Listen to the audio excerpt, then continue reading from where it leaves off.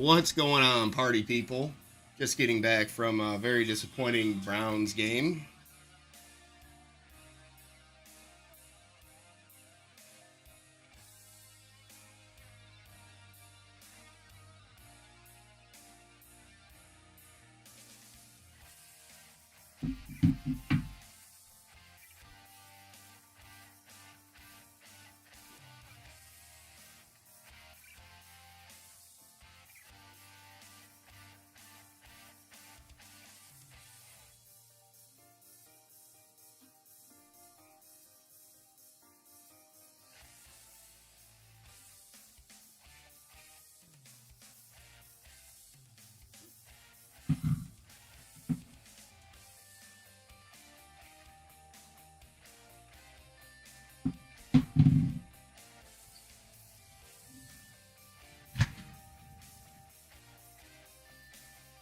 So on the docket, we got some cheaper single box breaks.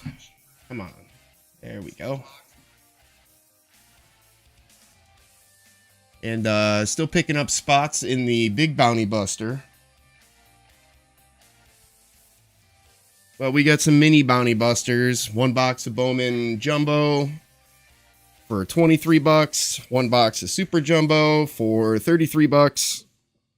And then a 6-spot division break of Topps Chrome Update for 40 bucks, and it gets you 5 teams per spot. So 40 bucks, 5 teams. Not too shabby there. Oh, I forgot my my magic marker. I got some artwork to do real quick.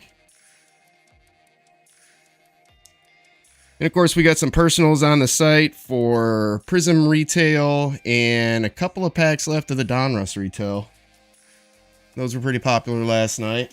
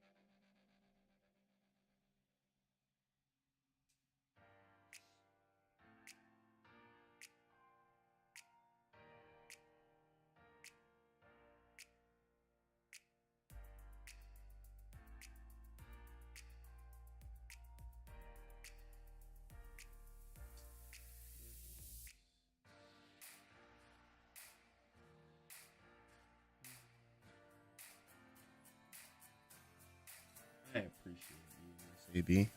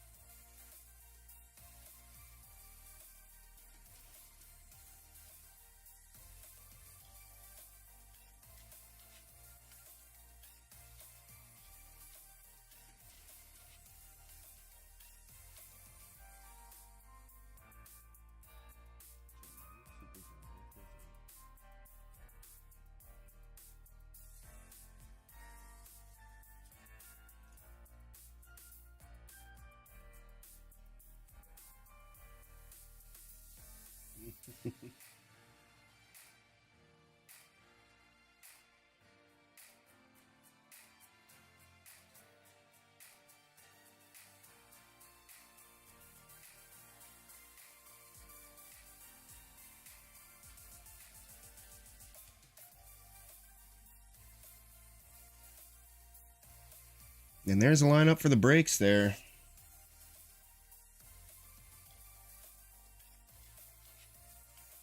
All spots available.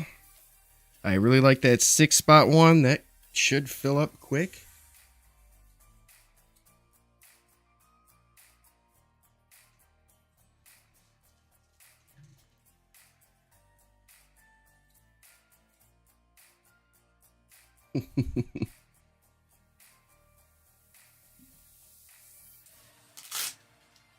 Frozen stuff.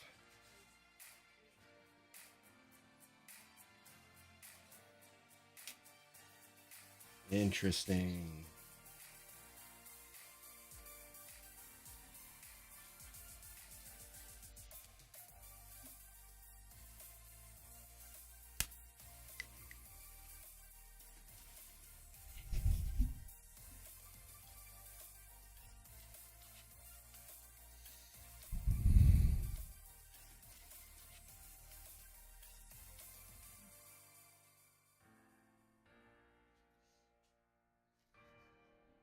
There we go.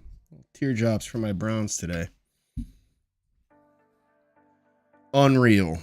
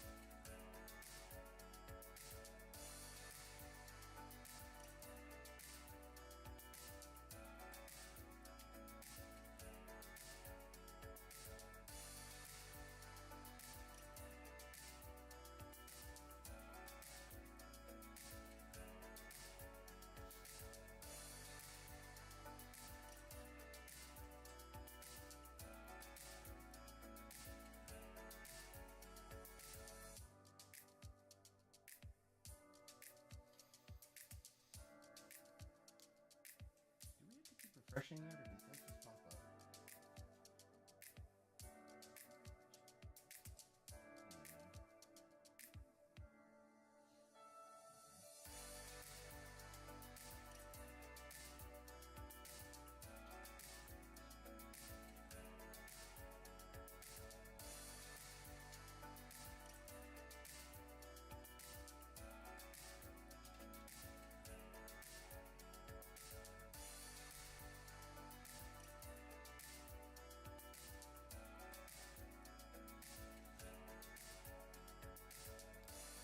It's difficult. We're competing with playoff football right now.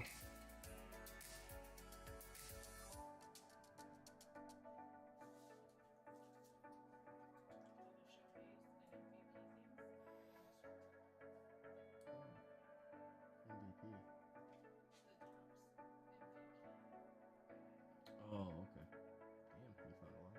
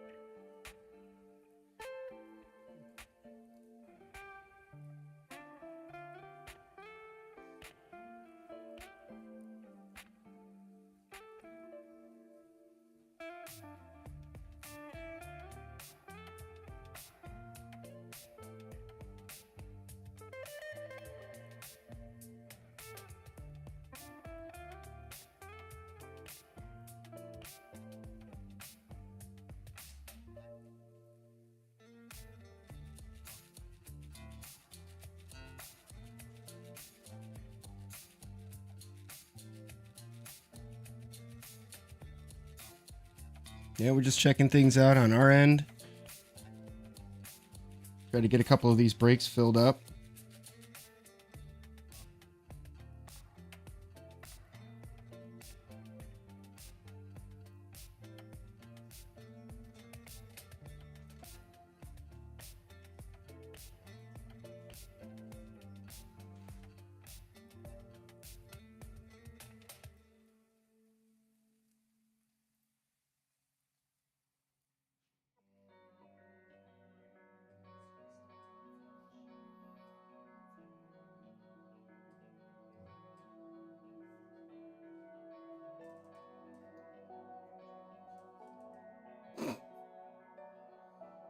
That's entertaining.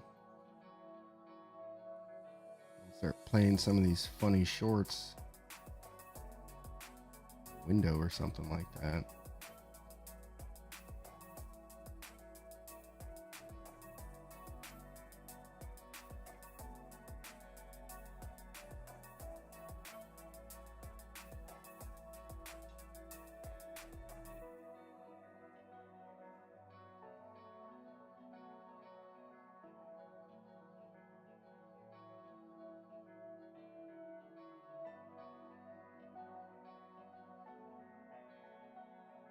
Yeah, maybe I might start doing that.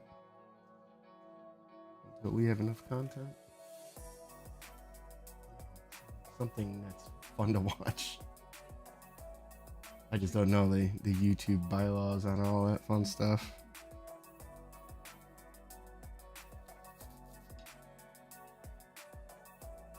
Like a fat electrician. He's hilarious and he teaches you about history.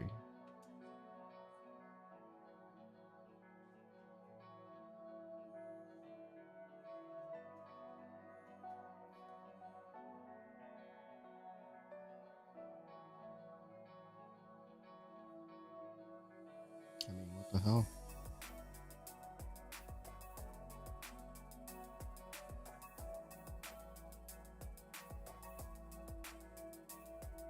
And I could just add commentary on it.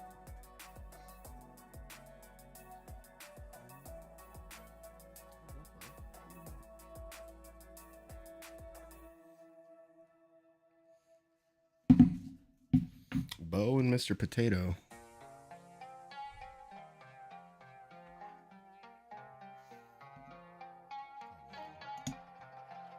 That doesn't bring with cheerleaders. I don't know what will. Yeah. Little buddy over here.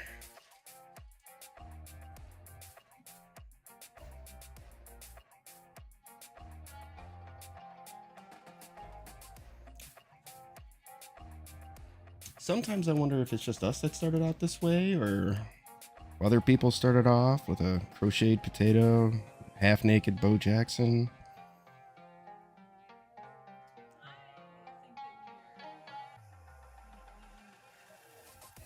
Yeah? Trailblazers. Gotcha. Yeah.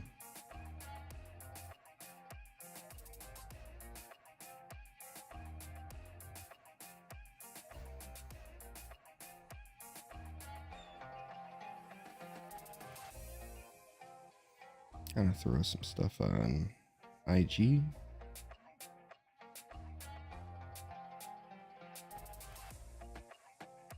I didn't download any of those.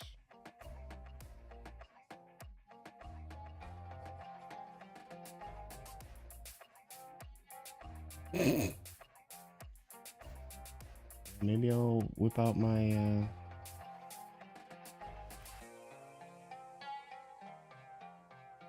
PC.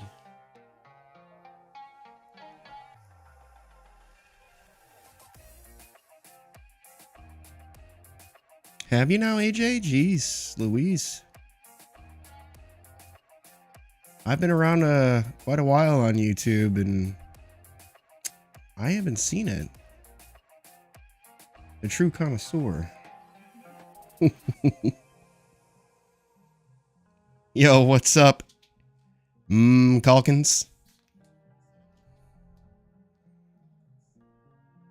It's me and Miss AB here talking about potatoes and half-naked Bo Jacksons. AJ has apparently seen it all, which is incredible.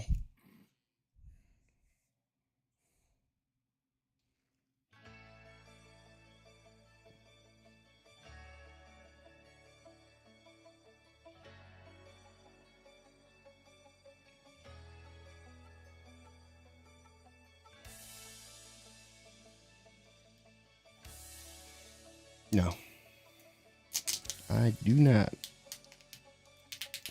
Where? There they are.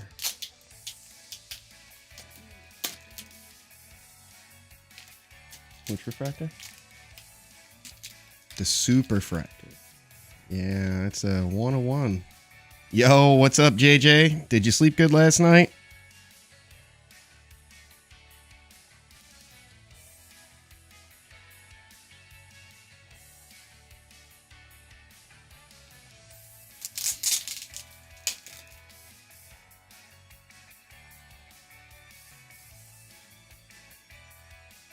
Zay.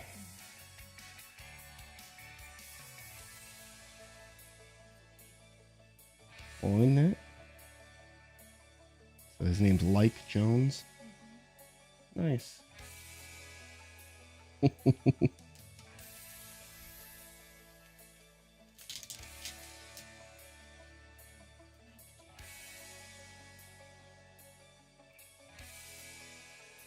Yeah, guys, I'm half thinking about putting up one of my favorite YouTubers. One of his shows. He's got like 15 to 20 minute hella entertaining history shows that I really like, because, you know, as much as I love talking to myself, I'm starting to run out of things to talk to myself about.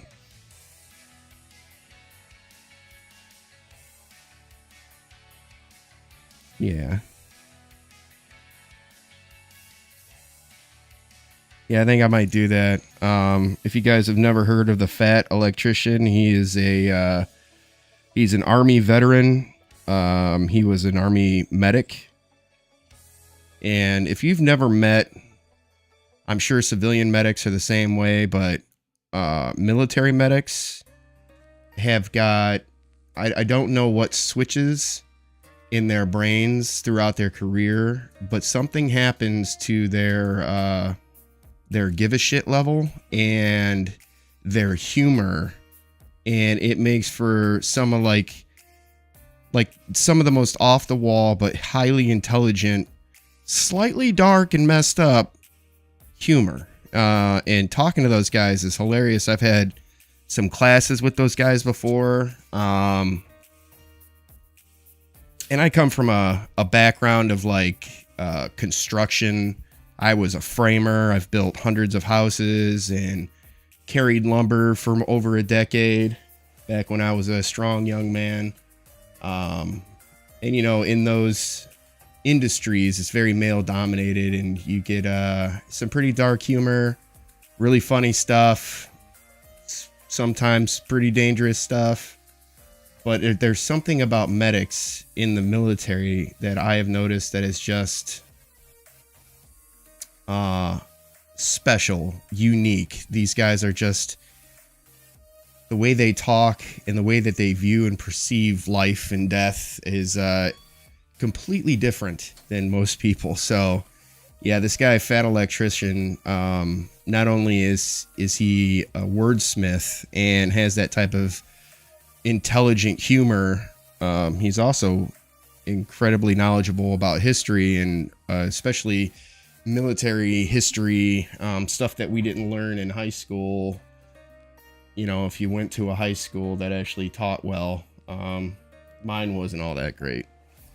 I mean, I was a freaking honor student. I ain't that bright.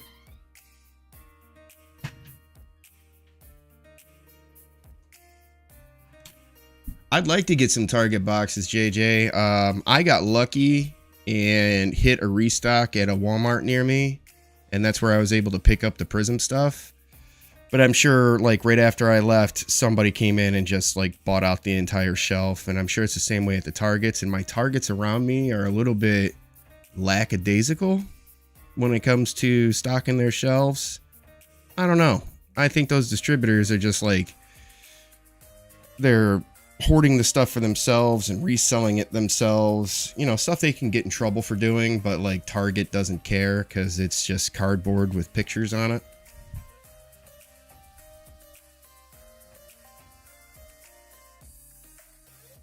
Yeah, let me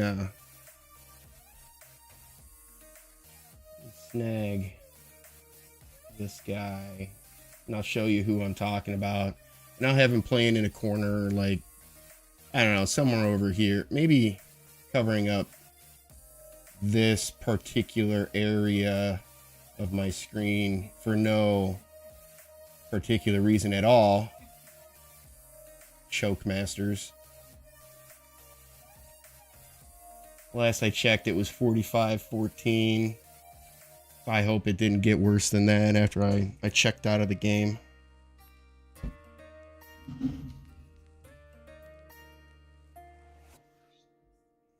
Yeah.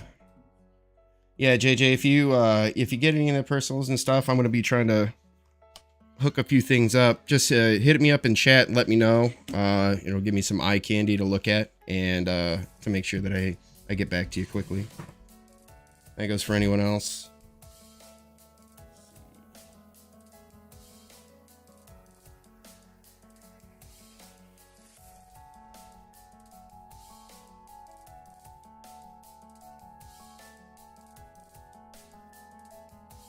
Oh, you got a spot in Jumbo and Chrome? Awesome. Awesome, bro. Let's show up.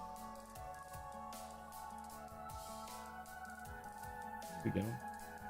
Yeah, I think those would be good. I mean, they're nice and cheap. I mean, they're only a box, but especially for the Chrome, you get 5 teams for $40.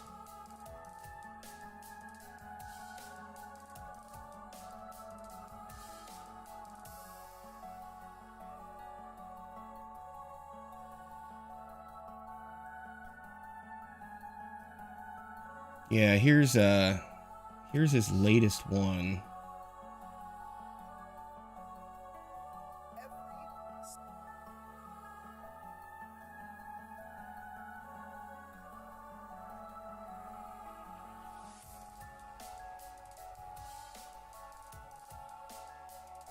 See if I can add. All this time messing with the software, I'm starting to get like mediocre novice at this stuff.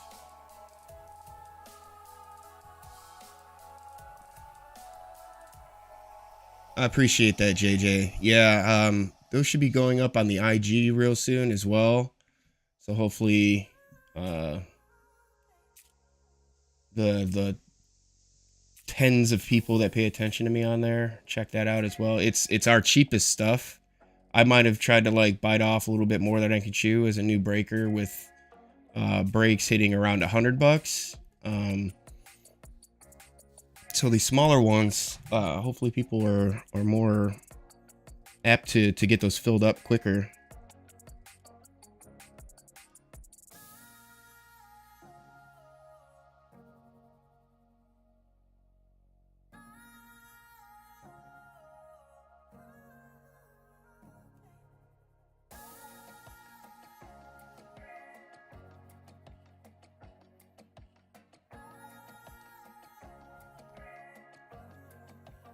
Let me see if I can add this.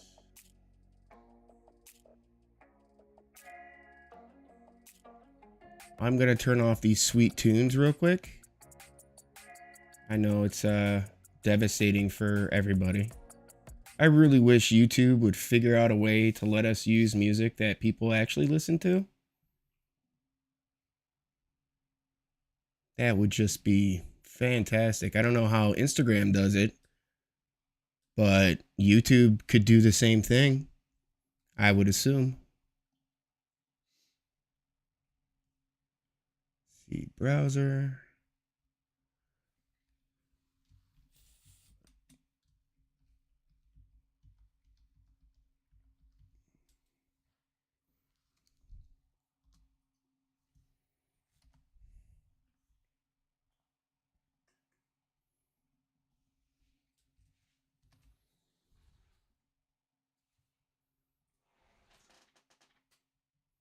What's better than a cheesy bite?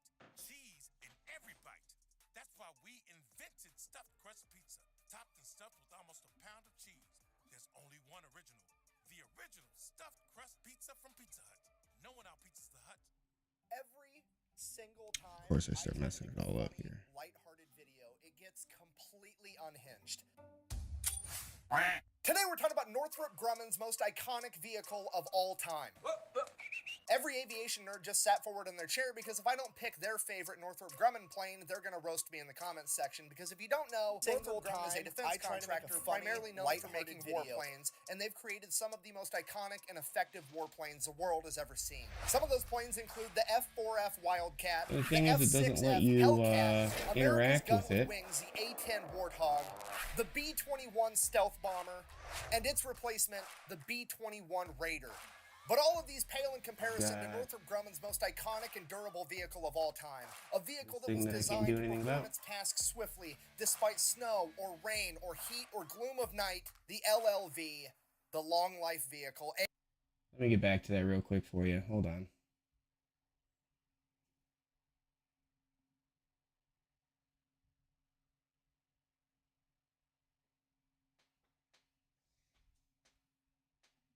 It gets completely unhinged. Every single. You stop.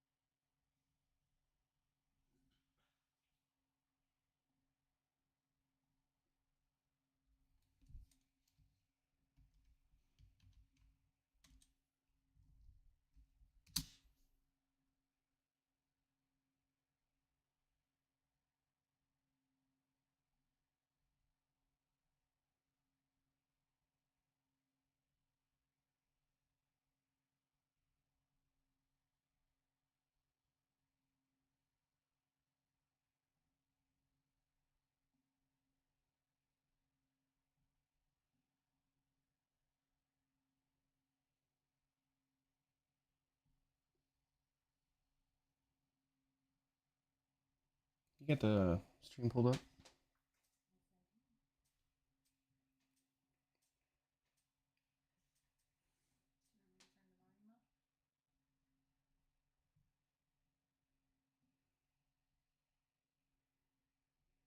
Yeah, a little bit, just so I can check this out.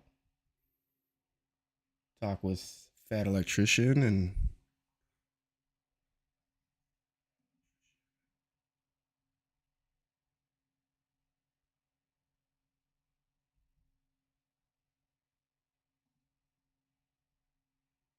yeah, I guess I gotta leave it on this.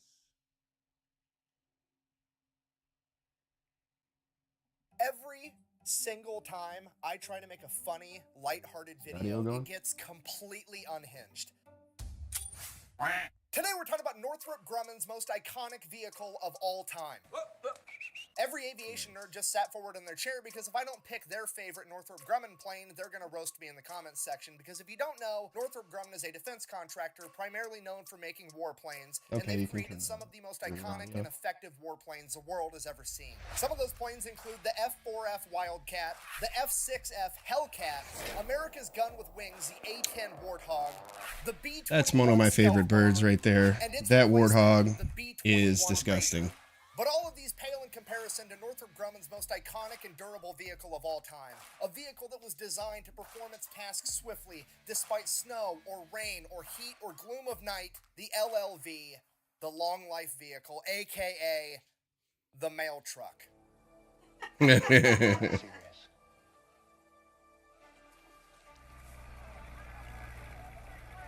You've got to be shitting me. I shot down 3 MiGs on one of those. Yeah, the same people that made like half the planes in U.S. military history also made your friendly neighborhood mail truck. I can only imagine that the U.S. Postal Service put out a memo like, hey, we're looking for a vehicle to help deliver packages, and the U.S. government was like, oh, package, payload, potato, potato, same thing. Call up Northrop Grumman. They're really good at delivering that type of stuff. Okay, Northrop Grumman's used to putting warheads on foreheads, now they're putting parcels on porches. It's the same thing. Now all I need is for Lockheed Martin to start making action figures, and my life will be complete. You put munitions, chips, and toys? Standard issue is insufficient. Okay, all jokes aside, I'm actually legitimately upset that this thing is named the LLV. I mean, it's made by Northrop Grumman, the makers of the F-4F Wildcat and the F-6F Hellcat, and you didn't name this the Mail Cat? Are you fucking kidding me? Forget to do the ad? No, I did the ad. Thanks for finally being in a YouTube video with a shirt on for once. You're welcome. Nice thong, Borat. This video is brought to you by Zydax Custom Gaming PCs. That is They're messed all made up. right here in America with American tech support. They can do any type of customization you want, or they have pre-built ones ready to ship right now. And then we have one of our newest sponsors, Zaka Life Recovery Balm. It's made right here in America, and it's the best thing I've found for aches, pains, and athletic injuries. It blows every other topical treatment I've ever tried out of the water. I'm going to have both those sponsors and discount codes linked down below. Let's get back to the video. So after finding out that the He also has the greatest sponsor ads. He just gets in there and I decided, hey, I'm going to make a gets video out. on this. This is going to be hilarious. It's going to be lighthearted. It's going to be funny. It's going to be great. So I started looking up the specs. I started looking up the history, how this came to be. And then I asked myself one simple question. Wait a minute. Why on earth is a defense contractor making this little tiny car when an automotive contractor probably could have done the same thing better and probably cheaper? And per usual, to absolutely nobody's surprise, it's because once again, the government ruins everything. Alright, so let's take it from the top. Once upon a time in 1775, God. the United States Continental Congress says, hey, delivering mail is super duper important because we don't have email and phones and telegraphs yet, and delivering letters is the only way that we can communicate. So we need to establish a post Yeah, office, this dude and has we're got to gonna take one of our research smartest really, founding really well fathers, for Benjamin his Franklin, for and his make him the videos. first Postmaster General to figure this entire thing out. Then And the I'll let you in government on a little pretty much immediately secret. decides, I'm hey, trying to we want this model kind of be a government agency, but my also we don't wanna have to content give it during the any tax week money to be after able the to way run that he itself. does So his what we're stuff. gonna do is we're gonna make Because it he's a very legal monopoly. succinct. We're gonna go ahead He and gets to say the that point. US Postal He's Service entertaining. is the only You know, all entity the that is stuff I'm not in my legally allowed videos to yet. deliver the mail. That way the US I'm Postal Service joking. is gonna I'm be guaranteed joking. to get There's some funny 100% parts. of the business, so they're going to have enough money to be able to fund themselves and not have to rely on taxpayer money. And this is still going on to this day. This is a legally recognized and regulated monopoly. Buh! What about FedEx and UPS? Buh! That's actually Keyboard a good question warrior. out of you for once. So, the monopoly only applies to like letters and mail and shit like that. Packages are technically different and there's allowed to be commercial competition there. That's why UPS and FedEx primarily only deliver packages. Now, I say usually because there is an exception that if you have something of vital importance that needs to be like overnighted to somewhere immediately, you are allowed to use FedEx or USPS to ship that if it's of vital importance. And I know what you're thinking, it seems like there's a pretty big gray area there. I mean, who sets the criteria as to whether or not something is important enough to violate the US Postal Service's legal monopoly and be able to use FedEx or UPS to send a letter or an important document? Well, obviously that would be the US Postal Service's in-house federal law enforcement agency, the Postal Inspectors. I'm not shitting you. The mailmen have their own federal law enforcement agency. I had no idea. I had no idea. Imagine those guys coming for you. Now, typically the postal inspectors are doing really great things, like making sure that people aren't sending bombs or drugs through the mail, or investigating people No, have that had their makes mail sense. stolen, which, if you didn't know, is actually a federal crime. And back in the day in 1775, when the post office and the postal inspectors were founded, Congress levied the death penalty for stealing mail. And while that's all fine and dandy, once in a while the postal inspectors get a wild hair in their ass and they decide that they are going to enforce their legalized monopoly. For example, back in 1993, a big company called Equifax was using a private courier to deliver all of their mail, not just their packages. And because of this, the U.S. Postal Inspectors launched an armed raid of their company headquarters, determined that their mail wasn't important enough my to be God. overnighted, and that they were legally required to use the United States Postal Service, and then gave them a $30,000 fine. Yeah, if you live in America and you run a business and you decide that you don't like using the United States Postal Service, and As you're gonna one does. exclusively try to use like FedEx or UPS or something, I'm completely there's a setting greater that than up. 0% chance that Yep. armed mailmen in body armor will show up to your headquarters and raid I'm your joking. business, I'm tell not you doing that's any of that. illegal, and then give you a fine. Okay, do I want to talk shit right now because that seems absolutely insane and ridiculous? Yeah, a little bit. Am I gonna? Absolutely not, because they know where I live, okay? I didn't know they existed until yesterday, and already Yeah, bro. My Special Forces carrier mailmen pigeons is on are the not top smart of my enough for that list of stuff. people I'm not I gonna don't spend fuck enough with. time So with them. everybody kind of already knows that being a mail carrier is a government job, but most people don't understand to the extent that the U.S. Postal Service is its own government entity, so much so that it necessitates its own federal law enforcement agency. So going back. Not gonna lie, my first one of my first packages from Hitman, which had a autographed Cade York in there.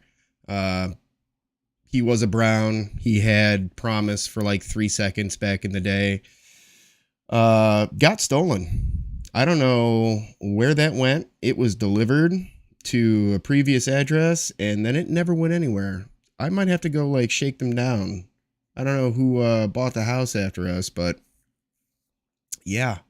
Now that I know that I can call up the postal guard and go kick down their damn door and get me my Cade York back, I might have to do that. To the Grumman mail cat and the actual physical transportation of the mail, it always just kind of went with the times. Back in the 1700s when they were founded, it was delivered on horseback. When cars came out, Yeah, I it was became more and pissed. more common, Oh, I was the post mad. office began 'Cause there was using other more stuff and in more there. cars. So the U.S. Postal Service would just acquire whatever cars they needed whenever they needed them, and this went on for decades. But by the 1930s and 1940s, it was becoming a huge issue because the USPS had acquired a ton of US different Postal cars. Service They were all different with makes, riot all different shields. models. They all drove different. They all had different. They have to be carrying wearing shorts, though. If they're capabilities. not They all wearing required shorts, different mechanics, I would be different parts. upset. It was a huge logistical nightmare for this enormous fleet of vehicles. As I'm sure you can imagine, it would be like 100 times easier if all of the vehicles in the U.S. Postal Fleet were the same exact thing and all had the same capability, requiring the same replacement parts, the same type of mechanics, and you could teach all the postal carriers how to drive one vehicle and one vehicle only. So at the end of World War II, with hundreds of thousands Yeah, the guys of that need to Americans prove returning something, home right, looking for AJ? jobs, the United States Postal Service recognized a very unique A little bit opportunity overzealous, a little with twitchy motor with the company with the Jeep. trigger. Because the Jeep was being used by the U.S. military, there was already a ton being manufactured, and a lot of the people returning home from the military already knew how to drive it. There was a ton of people qualified to work on them mechanically, and there was a ton of excess parts around. And with the military downsizing, there was a huge surplus of them, so it was a perfect fit in pretty much every way. It is a rare case of the government doing something 100% right, and the United States Postal Service adopted the Jeep as their primary That's vehicle. impressive. And that worked for like 40 years, but as the US got bigger and bigger with more and more people, and people started sending more and more mail and more packages, the capacity that the Jeep could hold simply wasn't enough, and the United States Postal Service wanted something that was capable of carrying more mail. But you have to remember, this is a government agency, and they can't do anything simple when it comes to getting new equipment, so they can't just go over to like Ford or Chevy and be like, hey, build me a new mail truck. No, they have to figure out the exact specifications that they're looking for, and then they have to send it out to all the government contractors so that they can all put a bid in on it. That way the government contractors can come in, do the exact bare minimum, and make a ton of money. I mean, let's just look at the LLV, for example. They wanted this thing to weigh a maximum of 3,000 pounds. Guess how much it weighs? Exactly 3,000 pounds. They Of course it to does. carry a minimum of 1,000 pounds. Guess how much it can carry? Exactly 1,000 pounds. Oh my on goodness. The dot. They wanted it to be this tall, this wide. So that's where the this money's long. at, man. Whoever It's came not along card and said, breaking "Dope, or I'm gonna make a collecting." metal fucking rectangle exactly that size. Throw Be an a government engine and some wheels contractor. on it Do the and bare call it a minimum day. for the They highest literally price. made a mobile filing cabinet, which, to be fair, in hindsight, after serving in the military, I should have been able to recognize that the mail truck that I grew up with was absolutely a military-grade piece of equipment built by the cheapest bidder. I mean, this is what I drove in the military, the Humvee ambulance, and I mean, the similarities are there. I mean, they both look like the blueprints for them were drawn by a third grader that didn't know how to draw a car yet, and then the 3D renderings were made out of fucking Legos. Now, to be fair, though, while I have driven the Humvee ambulance and it's a miserable experience, I've never driven a mail truck, so I don't actually know what that's like. I love this I guy. turned to the internet because surely some mailman has written something somewhere on the planet that is going to tell me what that experience is like, and here's what I found. Quote, regular driving around town was pretty bearable, but driving the LLV on the highway shouldn't even be legal. Oh I've my had God. times, and those times were probably the most terrified I've been while operating any motor vehicle. Riding a motorcycle over 100 miles an hour? No problem. Merging onto the highway in a mail truck? You couldn't pay me to do it again. The sluggish Jesus. acceleration, deafening noise, and harsh vibration were all bad enough. But knowing the body of the vehicle would crush like a soda can in an accident is what made it such a frightening experience. Nope, I was right, because that is to a T what it's like to drive a military ambulance. That I is got one of those things going terrifying. 75 one time, Unbelievable. thanks to an enormous hill, and it felt like I was re-entering the Earth's atmosphere as everything that wasn't strapped down rattled out of place and started falling to the floorboard. Now, I don't know this for certain, but driving a Humvee or an LLV really fast kind of seems like anal beads, you know? The faster Oh, you go, no. the bumpier it gets, and if you go too fast, there can be shit everywhere. What did he just say? Well, it is adult hours time, so there Now, you to be go. fair to the Grumman Mail Cat, is it a turd? Absolutely, but it is really tough. Because here's some of the testing criteria the LLV had to be able to meet before it would be adopted as a USPS postal vehicle. We have drive 5,760 miles at 55 miles an hour. I with forgot he zero gets a little bit, malfunctions and zero broken parts. Drive it's a little graphic sometimes. 11,520 miles at 45 miles an hour on gravel. Yeah. With zero malfunctions and zero broken parts. Drive 2,880 miles. Well, I mean, it's stopping after every hours. It's 8 o'clock on a Saturday. We're 8:47. The kids should be in bed. Stops with zero malfunctions and zero broken parts. Drive 960 miles. She's on not watching this cobblestone, channel, though. Zero broken parts. Drive 960 miles over potholes, ensuring that every single wheel hits the pothole at least 35,000 times. Mother of Zero pearl. broken parts. To accomplish that, they took a Chevy S10 chassis, shortened the wheelbase so it could have a tighter turn radius, and then made the entire body of the vehicle out of aluminum so it couldn't rust. So at a minimum,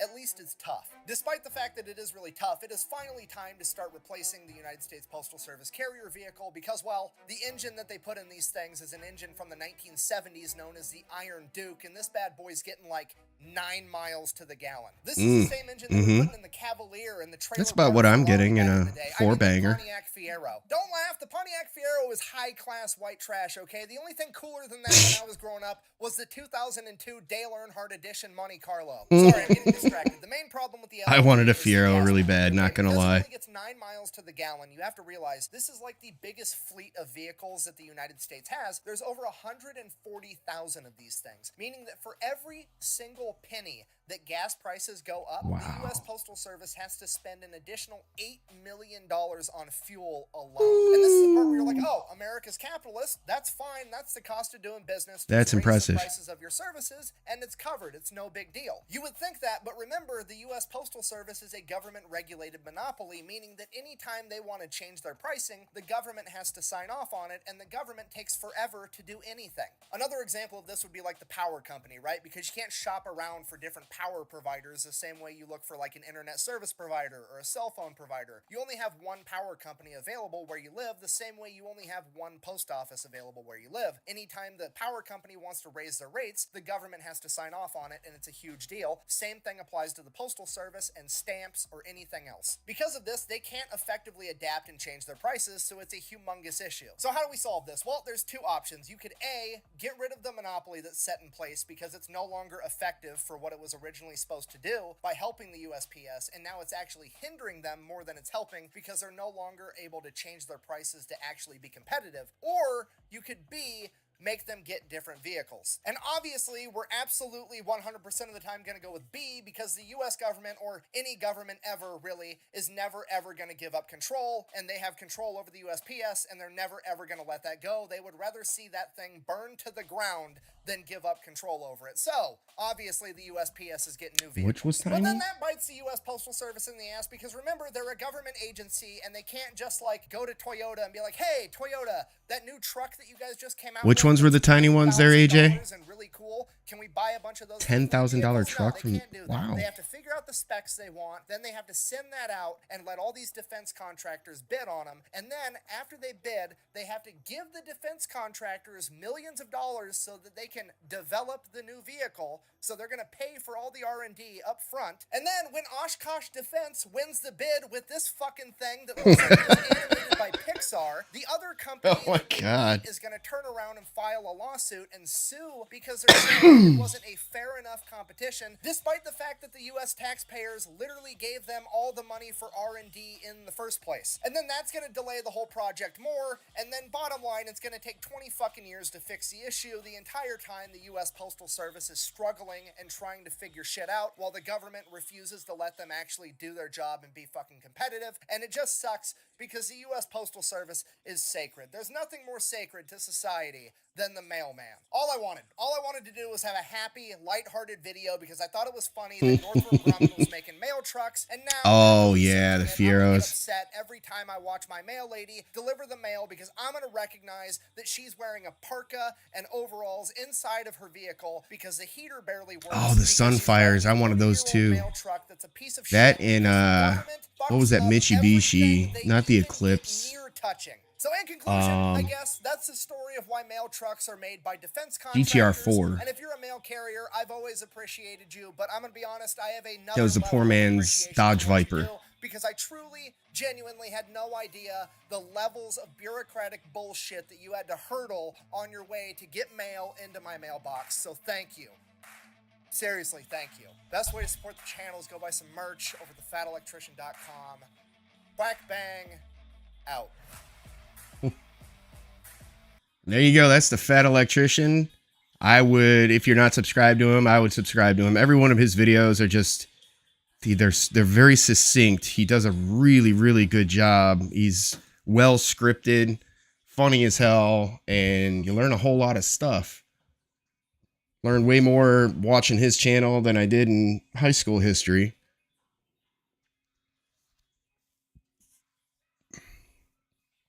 The 98 Pontiac Sunfire. There's a song for that.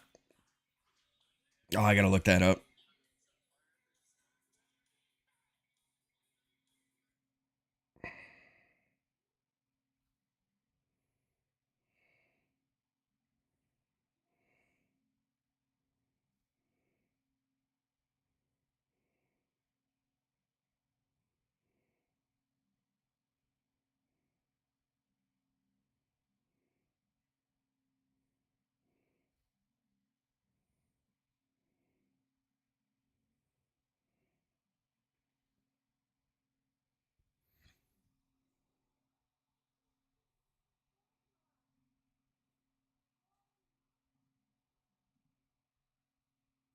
I'm gonna look up that song real quick.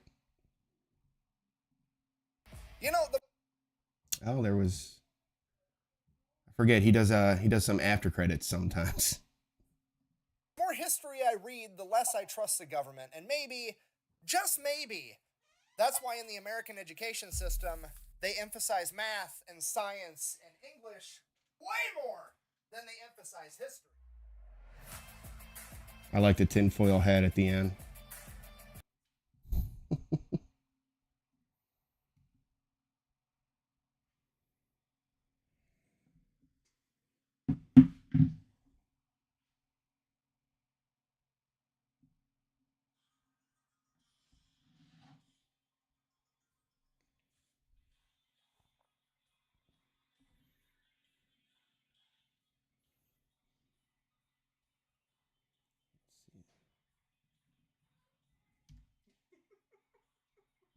What? Did she fall down? I assume yes. Of course.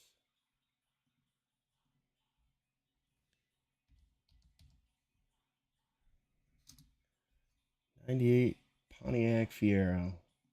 Doing some weird stuff. Waiting for these cards.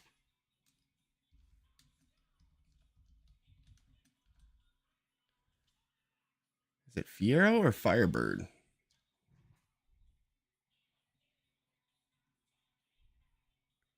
Waylon Napadogan. Napadogan. That's a hell of a name.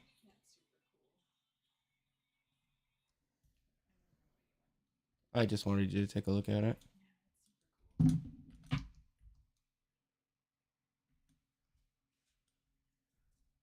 Waylon Napadogan. Ah, Pontiac Sunfire. I mean, should I do this? I should probably listen to it first. You know.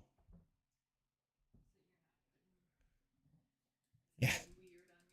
Bunch of, like, I don't know. I trust them, but.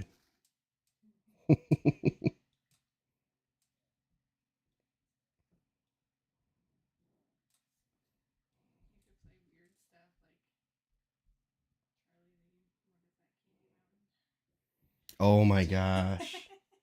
Some of the YouTube videos that I grew up with in early YouTube days. Oh my. If you've never heard of like llamas with hats. Oh, hilarious. I don't know if I could play like most of them. No.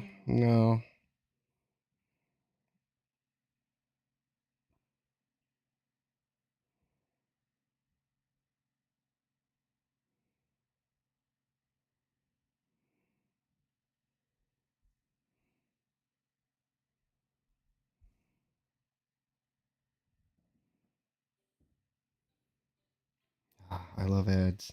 They're so awesome.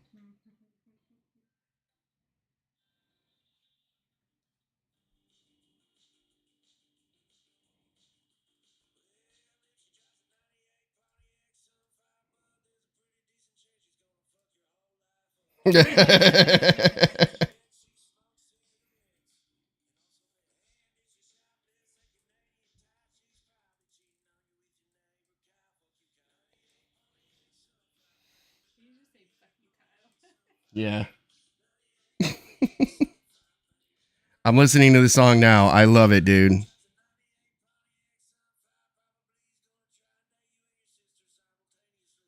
Oh my God.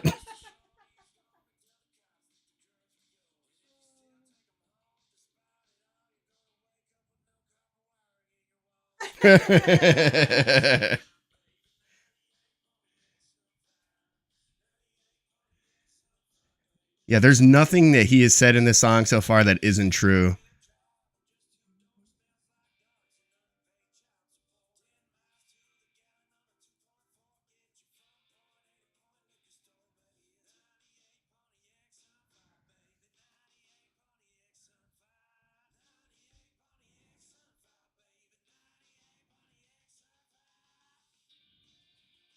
This guy is talented.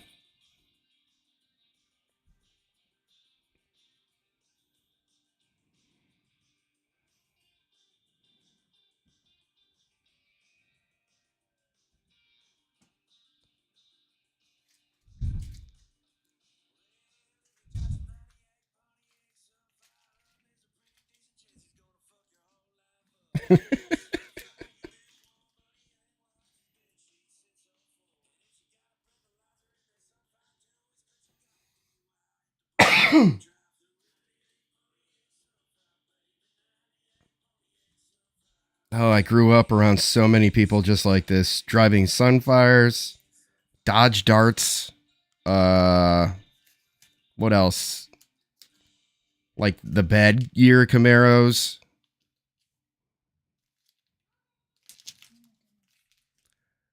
Thanks for thanks for that suggestion, man. That is an awesome song. You definitely got a subscription from me.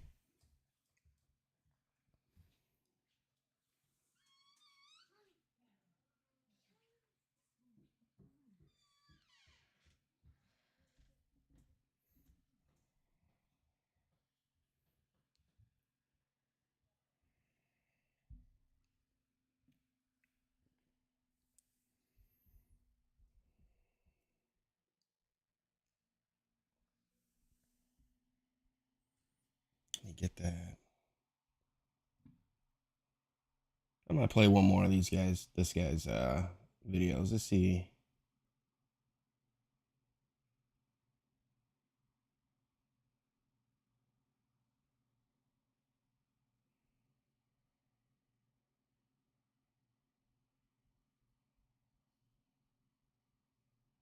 Here's one I haven't seen.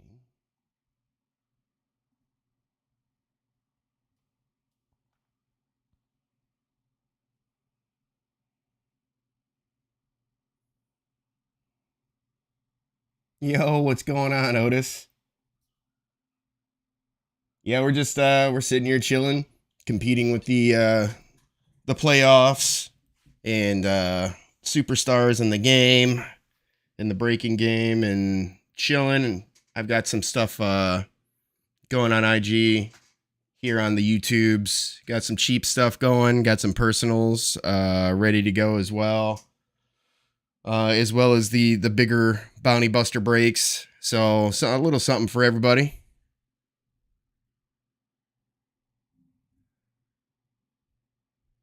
An old man nap? Are you towards the West Coast? Yeah, you're in California, right? So it's like still daytime there. That's nice.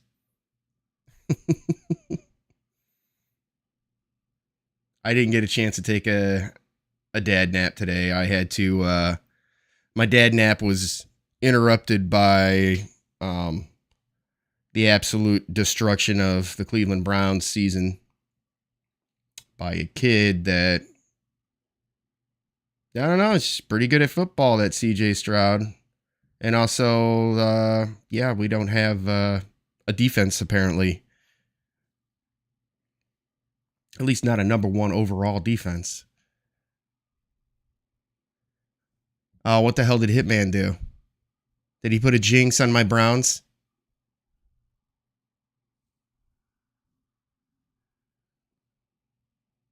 All the kids div drive Talons, by the way. I knew a lot of them. Every one of them were cool as hell. First generation Talons, second generation Talons. Then there weren't any third generations because they were so cool they had to stop making them after the second gen. Hey there, cutie. Good night. Oh, good night, sweetie. Oops. Oops, sorry, Dad. It's all right. It's just my phone. The glass didn't break. You got to try harder next time. No. Oh, I mean, I don't know. It's insured, right? Oh, don't touch any of that. All right. You going to bed? Dad. You want to say, hey, it's Baby Abby? Hey, it's Baby Abby. Baby Abby is going to have a new video coming out tomorrow on her Baby Abby channel. Tomorrow, also I'm gonna have a bath in the morning. Yes, you will. And then you'll be ripping some Pokemon. Yeah. Trying to get those rare Pokemons that Daddy doesn't know about. Yep. All right, say goodnight, everybody. Good night, everybody. Good girl. Do you wanna They said, good luck, baby AB. Do you wanna? Oh, the mic's hooked up. They can hear you. We just can't hear it because we don't want feedback. All right. Because Mwah. all right. Be a good girl, okay?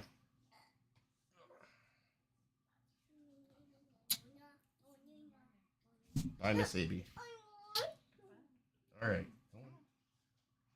I'm gonna have a bath in the morning. Okay, in the morning. That's good. Love you. I'll keep an eye on it.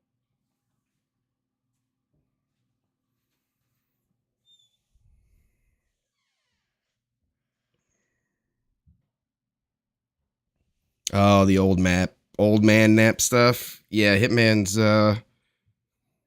yeah, according to them, he probably hasn't like seen an entire movie all the way through since like his 20s. Poor damn guy. Poor guy.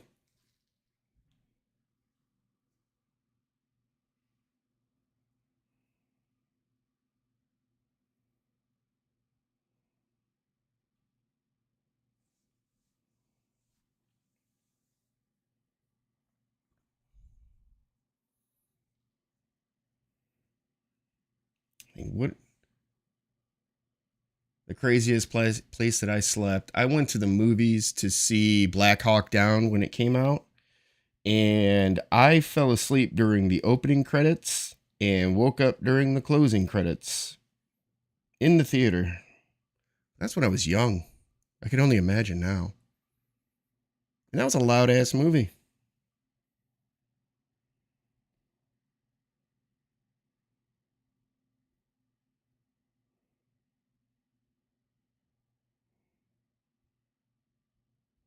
Oh my goodness. Flacco threw 2 pick sixes? I left after the first one. So, yeah, just catching up on I don't know why I'm a Browns fan. 45. Oh.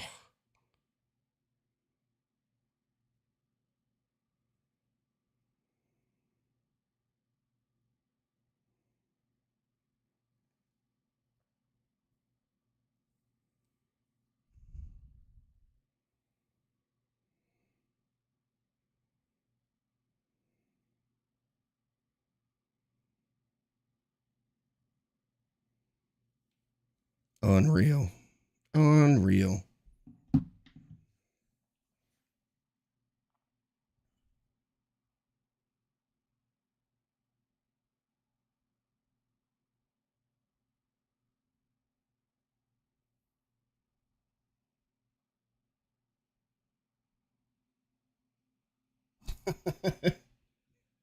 That's probably good, Otis. Yeah, totally a 16-hour flight. And me, I probably was up for 24 hours before that movie. I don't know. I was young. I was crazy. Sleep was for the birds. You could sleep when you're dead type mentality. I don't know why.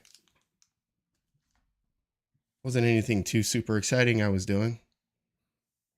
Hauling lumber and then hanging out.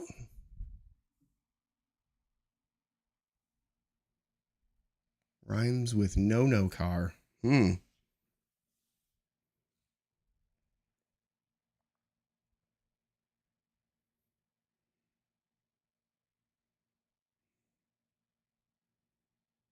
Something bar.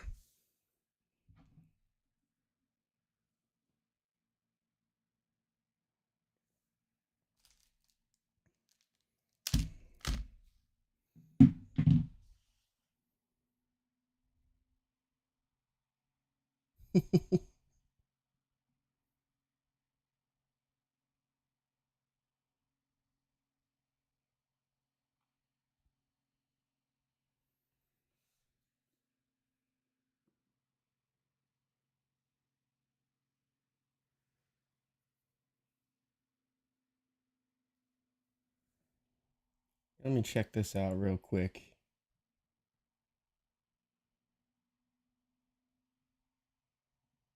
I think this might be my new segment. Yeah, we'll wing this one real quick. See what he's got to say. I mean,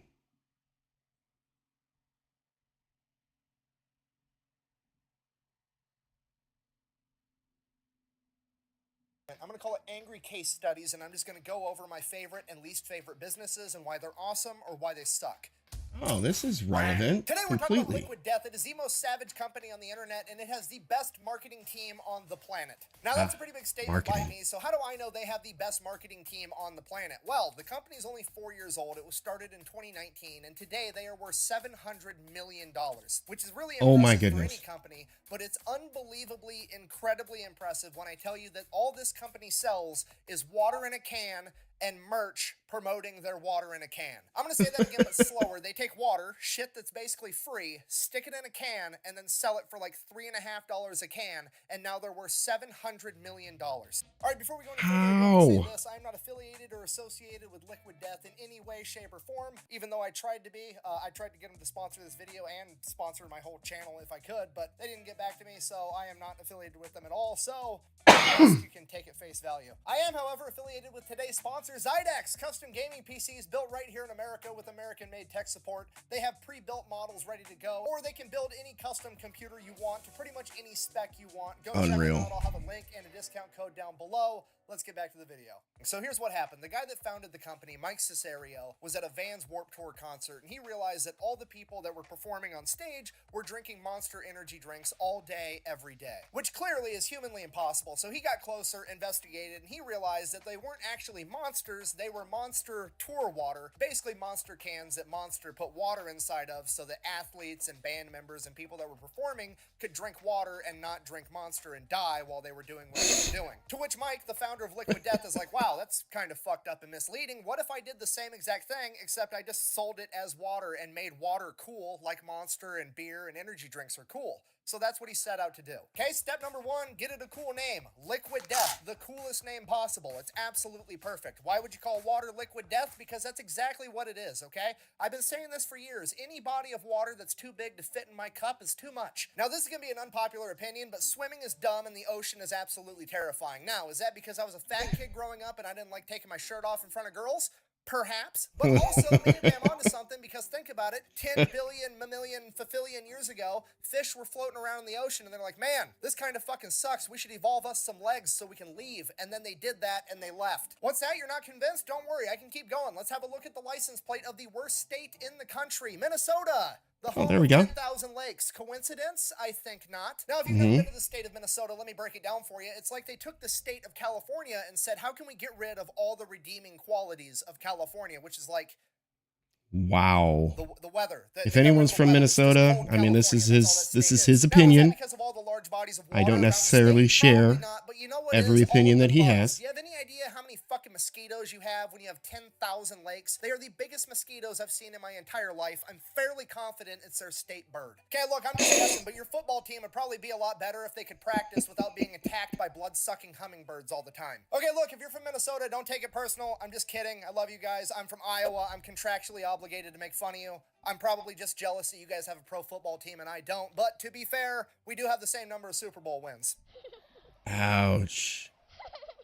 Ouch. Is that Liquid Death is the absolute perfect name for water. Everybody's freaking out about Panera's lemonade killing like 2 or 3 people over the course of 5 years. Meanwhile, water's out here sinking the entire Titanic and nobody bats an eye. So now they've got the perfect name. Now they need the perfect tagline and the perfect mission statement. The tagline is going to end up being "Murder Your Thirst," which is fantastic. Holy crap. The mission statement is "Death to Plastic," basically justifying why they have their water in a can because, you know, plastic bottles are bad for the environment and save the turtles and all that bullshit. So they've got the perfect product. Now turtles are important. A viral ad campaign, and to do that, they're going to model off of energy drinks and alcohol, which is perfect because those are the 2 things that are so well marketed that people will actually go out and spend their money to buy merchandise. Which is basically, they've marketed the product so well that not only are people going to buy that product, but people are going to buy additional products like shirts, hoodies, jackets, hats, whatever, so that they can buy that and wear it, turn themselves into a walking piece of advertisement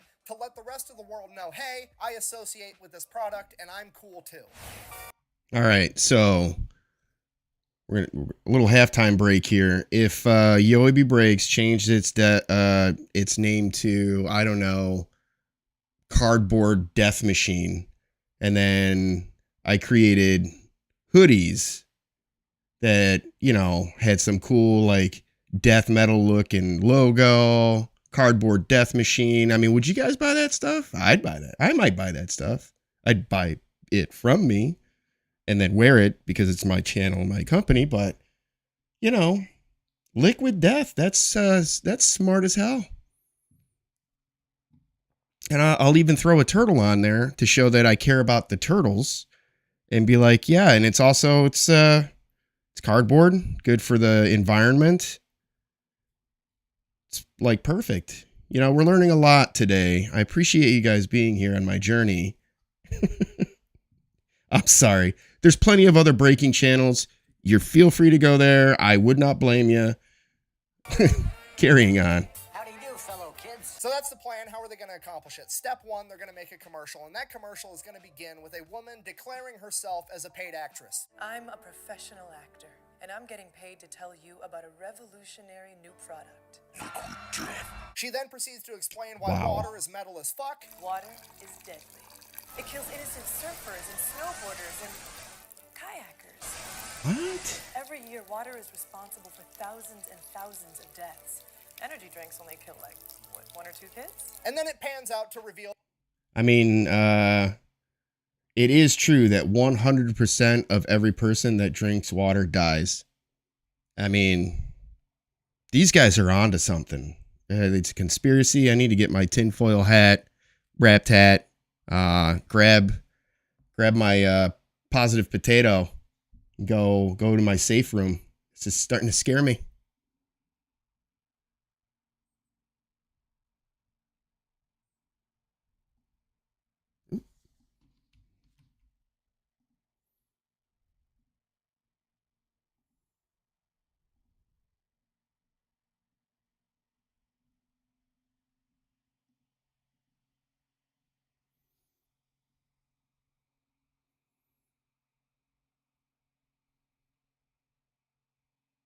I can't wait to see them there, Otis.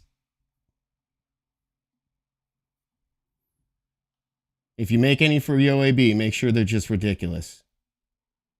that she's been waterboarding some dude with liquid death the entire time. It's Oh the perfect my commercial goodness. for this product. Now, this is the point in time where the money's going to start rolling in, okay? Here's the plan. We're going to take that money, and then we're going to launch our new initiative. Remember, our mission statement is death to plastic. We don't like plastic bottles. So what are we going to do? We're going to use all our profits to pay for postage for our fans and other people to mail empty plastic bottles back to Coca-Cola and Pepsi to troll the rest of the industry. Okay, not only are they going to break into the food and beverage industry in like 20 The cojones. talk shit while they do it. Do you understand how unprecedented that is? Do you I understand love how these hard it is guys. to break into the beverage industry? It's virtually impossible because Coca-Cola's got that shit on lock because they started off way back in the day on easy mode when it was legal to put cocaine inside of your soda. Obviously, they've got a cult following, okay? Just for the record, if you don't know, cocaine is bad for you. Does it smell great? Absolutely. For legal reasons, that was a joke. Moving on. Seriously, Wow. me versus my grandparents at buying a house in our 20s. Back in the day, they paid like $5 and half a bag of Skittles for a 5-bedroom house, and now that house is worth like $3 million. Do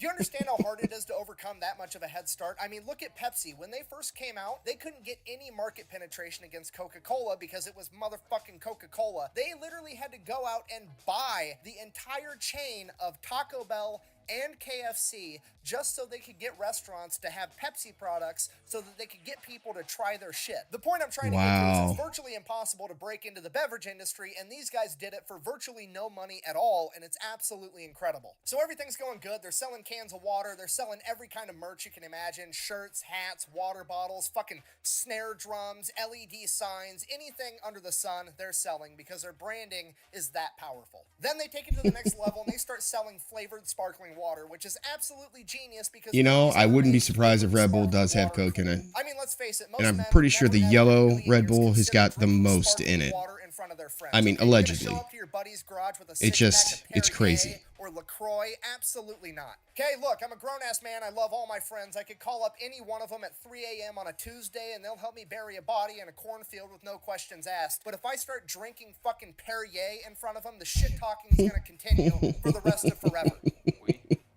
No, we are not French. We're American because you're in America. Greatest country on the planet. But now that's not the case because I can show up with an 8-pack of tall boys that look like energy drinks or Four Locos, and it's There's a called Liquid Juneberry? Death. Nobody's I've got to gonna try bat an that. eye. I mean, Are you really willing to overpay on water in a can just to maintain your fragile masculinity?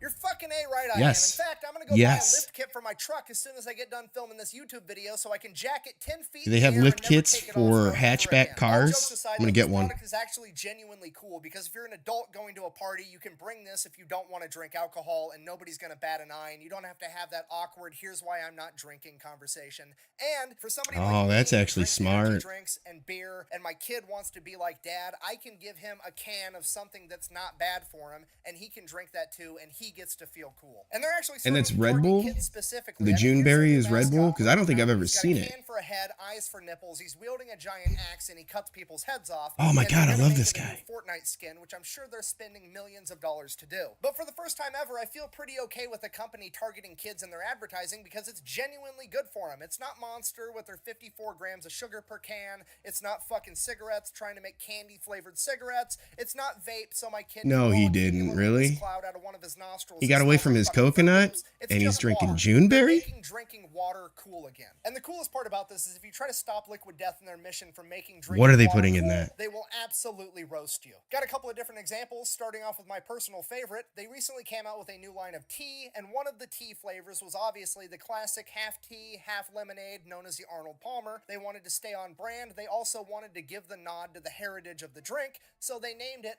Armless Palmer, which I thought was a perfect name. Now, apparently, whoever owns the trademark for the Oh my beverage God, of these guys Arnold are Palmer geniuses. didn't find that funny at all, and they decided to send them a cease and desist letter telling them they had to rename that drink or quit selling it altogether. At which point, Liquid Death, realizing they didn't have the money to go toe-to-toe with these enormous beverage companies, said, you know what, fine, we'll go ahead and rename it, to which they did. It's now named Oh, man. Dead Billionaire. Okay, now personally, I think that's hilarious. I believe in talk shit. You're get in it. deep However, there, a bunch of Otis. people on the Holy internet smokes, are really dude. mad about that. Now, here's the thing with that. Most of those people on the internet that got mad at that were people that would never ever drink Liquid Death in a million years anyways, so ultimately it doesn't really matter. And now all the people that do drink Liquid Death, every time somebody asks what it is, they get to tell that really funny story. While we're talking about people being angry, let's go over what they do with the angry comments that they receive. They have a in-house metal band and turn the comments into song titles. I'm gonna go ahead and read you some of those right now. Oh, no. It's dumb. I won't buy it. Fuck whoever started this. Worst name for a water company. Huge tools. You deserve your mouth pissed in. This is very demonic. Sorry, guys. Sorry if, Go you fuck know. yourself. Good try, Satan.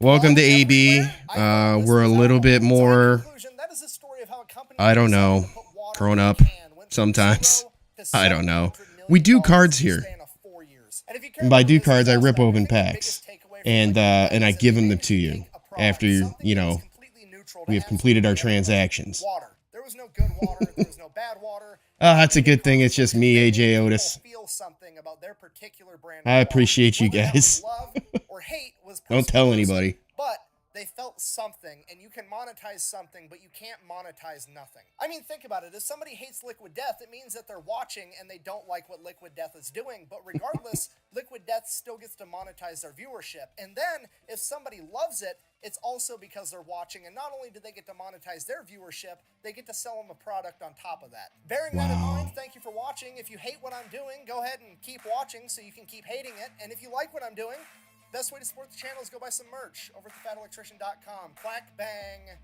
out.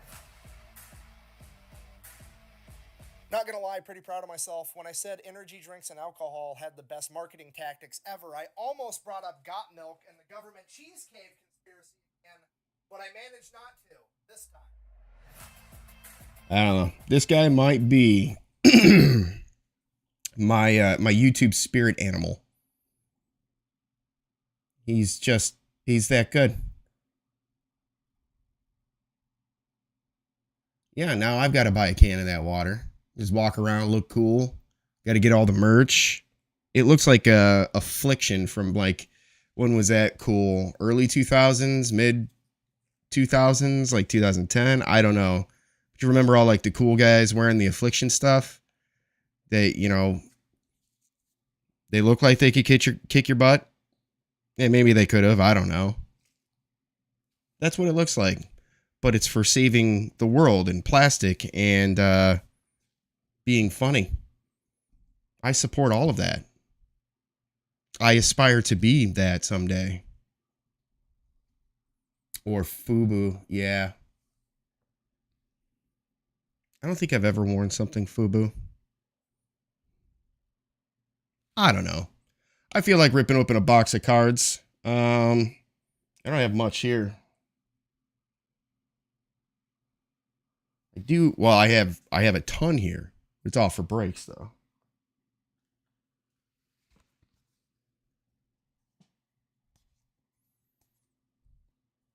You drink that stuff, Mr. Calkins?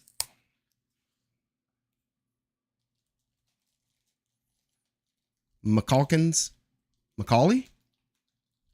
McCalkins. I've had half a soda pop. I don't know what's going on with me right now.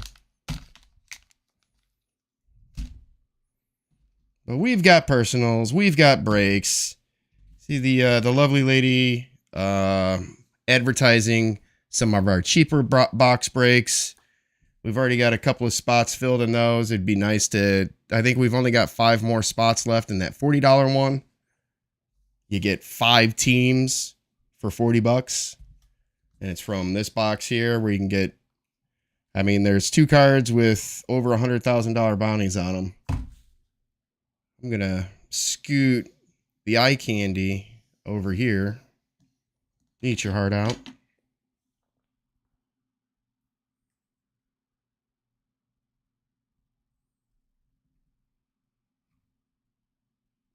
What's going on, Mr. Brown's Nation? Is it a new South Park episode? Because I don't know where to watch the new South Park stuff.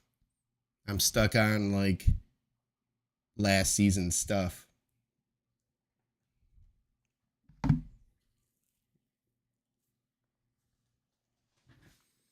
I might rip open a box of Prestige. I might save that Topps Inception for another break. Because Prestige has got a lot of cool stuff in it.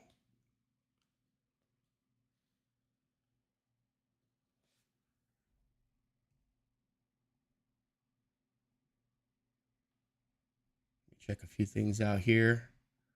Bear with me.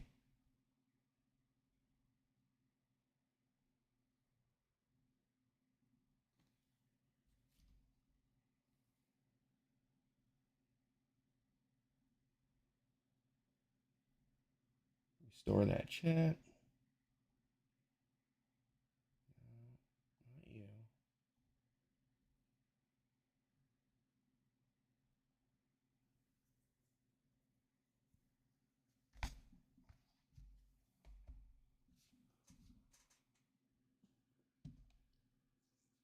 Yeah, maybe we'll do both. We'll do one hobby box. I'll do one blaster. Just to show some cards. I mean, we have been learning about some history, some current events, weird places that people have fallen asleep.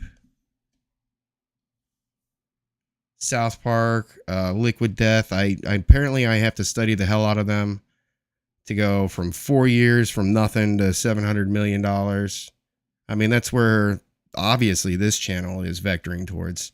I mean, we're basically the same thing.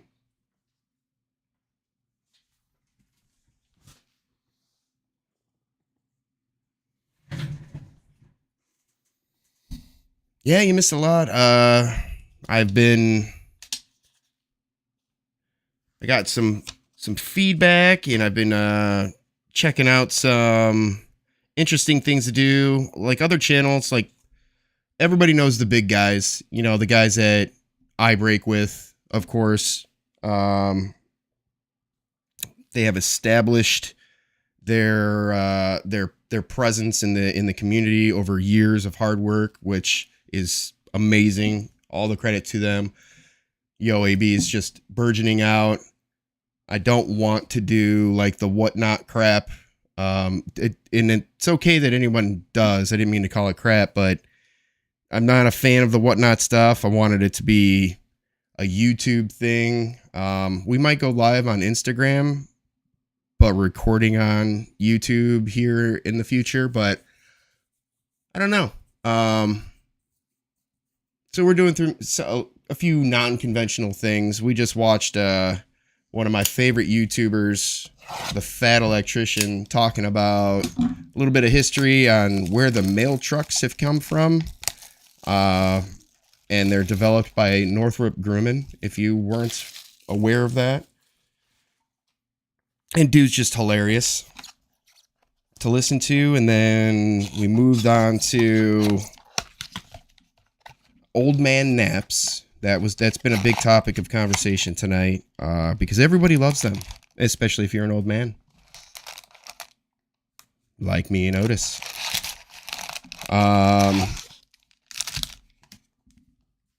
Then we moved to Liquid Death, which is just water in a can, and their marketing and all that fun stuff. And I had an epiphany while watching that. I might change the card channel's name to, what was it again? Cardboard Death Machine? Something like that. I don't know.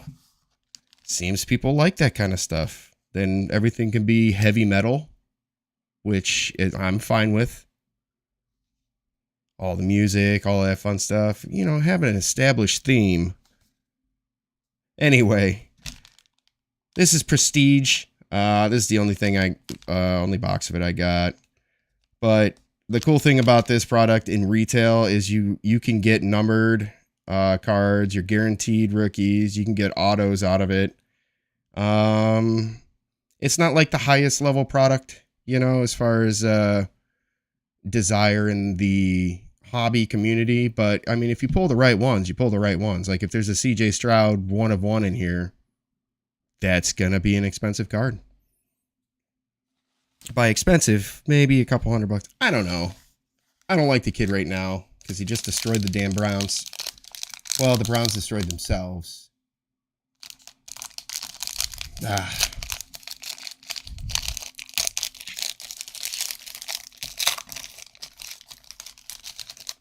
And we got personals, and we got cheap breaks, and we got stuff running on our IG as far as funneling people in. We'll see how that goes. It's a really pretty looking set. The name of the card doesn't need to be so big, but it's whatever. I would like to have the name of the player to be bigger than, you know, the pack that it's coming out of. Prestige, but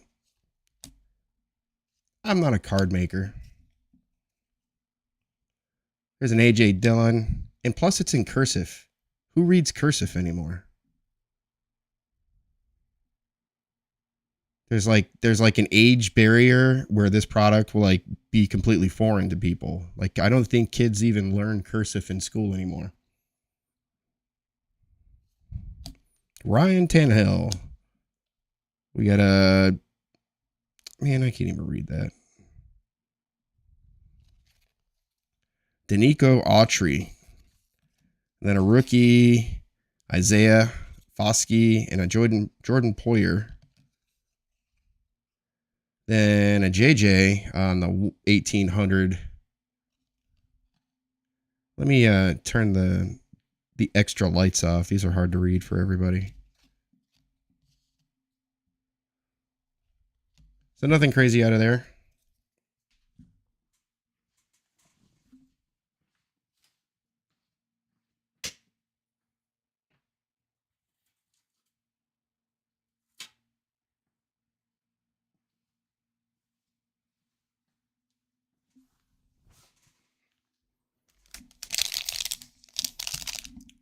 Turn the YouTube approved music back on.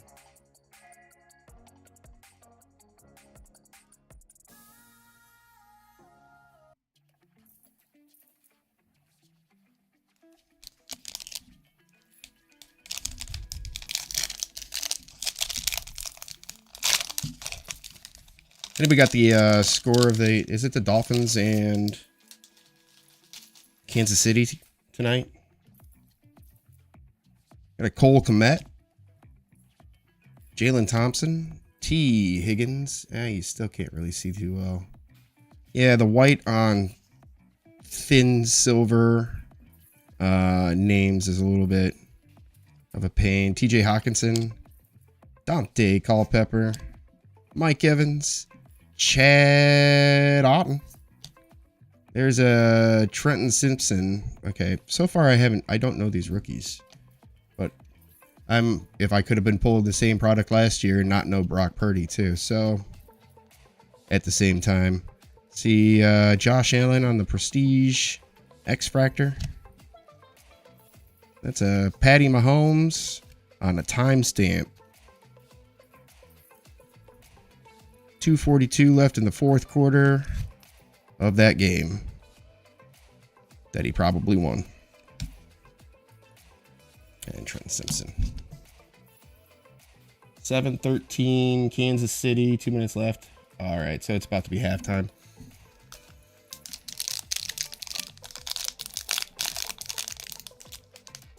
Man, I don't know. Now that my pick for the Super Bowl is, I'm glad I didn't bet on them. Holy smokes. I don't know who in the AFC is now, well, other than the Ravens, who's going to face the Ravens in the AFC Championship game? Because I think the Ravens are going. Tucker, Deion Sanders. Yeah, I'd be cool with Tua. Oh, look at that. This guy and that guy going head to head with Kansas City and coming out on top there. It means Tyreek Hill gets one without, well, I mean, they get closer to one without, he gets it without Patrick Mahomes. I don't know how Patrick Mahomes and Kansas City recovered this year because he still has no one to throw to. The DJ Turner for the Bengals. Still in his college uni. Cool. Same with Quentin Johnson here. He's on the Chargers.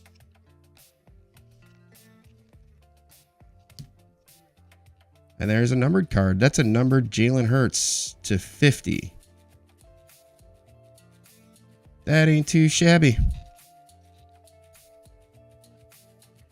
We'll sleeve that on up. No clue how much that would be. Probably, I don't know, what do you say? $15? $20 maybe? Out of 50?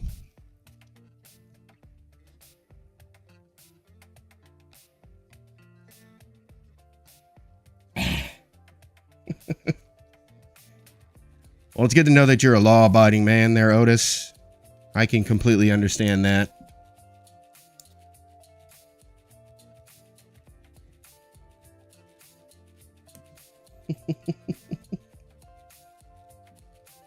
Every time he's called Kermit, I don't know. I remember, like I know it, but it's not like in my active, consciousness that his nickname is Kermit to some people. And then anytime I hear it, I can see it. I can visualize Patrick Mahomes as Kermit the Frog. The inflection, the way they talk, yeah.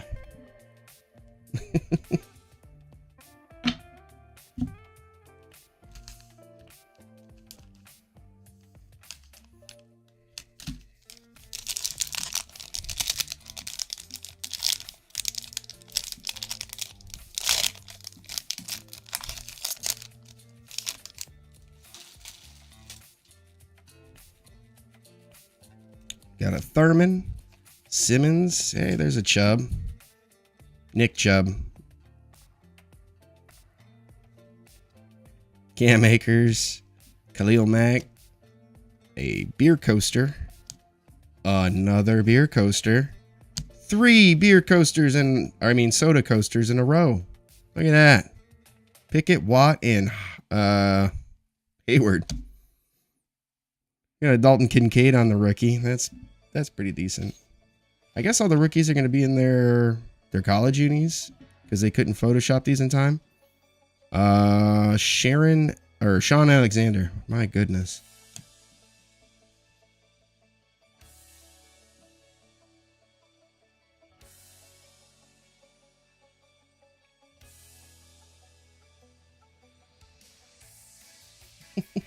Yeah, gotcha.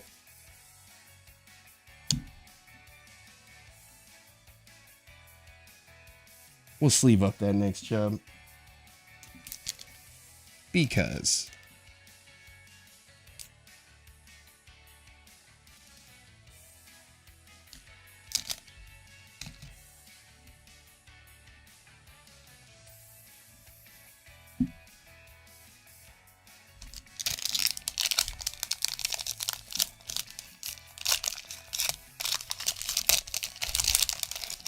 And I want you guys to know that's totally me in those pictures down there.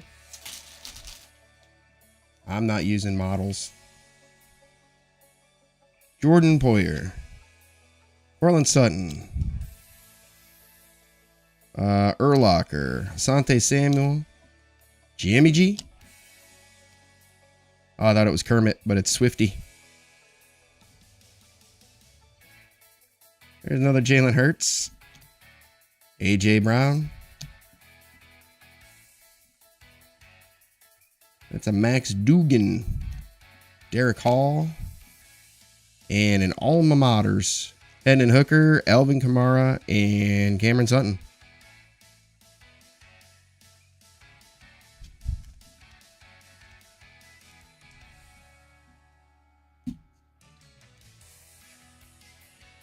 I especially don't like watching blowout playoff games. And the Browns are getting blown out. But yeah, I feel you on that one. That game just sucked. Sucked for everybody, unless you're a Houston fan. Marquez Brown. We got an Eddie Jackson. There's a Harrison butt kicker. Trevor Lawrence. One of his linemen. Garrett Wilson. There's an Aaron Rodgers in a Jets uni. Got a Dieter Lawrence. And on the rookies, there's a Brian Young. The wrong Young. And Josh Downs on the rookie. Got a James Conner on the powerhouse insert. Not too shabby. Yeah, so we got a gold Jalen Hurts out of that. That's pretty sweet. Yeah, but you're out in California, you know, on the East Coast, you know what? I don't know. I don't see them. They don't see me.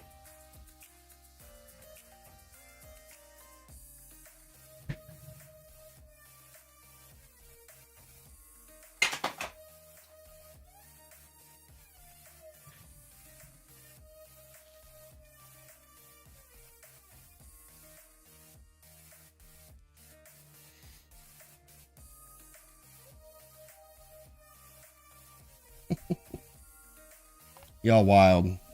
All right, this is Topps Inception. This is one of the boxes. We've got one box of this in the big break, the Bounty Buster break. I've seen some cool stuff come out of it. I'm gonna see if there's some cool stuff to come out of this one.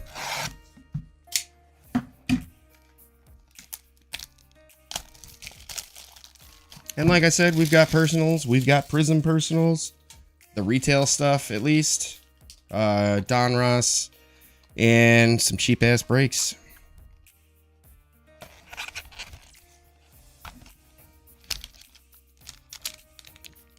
Uno Paco.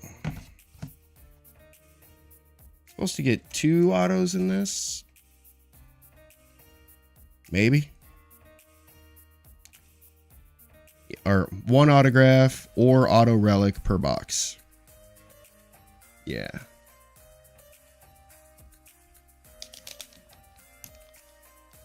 Pretty fat. Might be a relic in there. I mean, if AJ's feeling it, I'm feeling it. I could use a Corbin Carroll.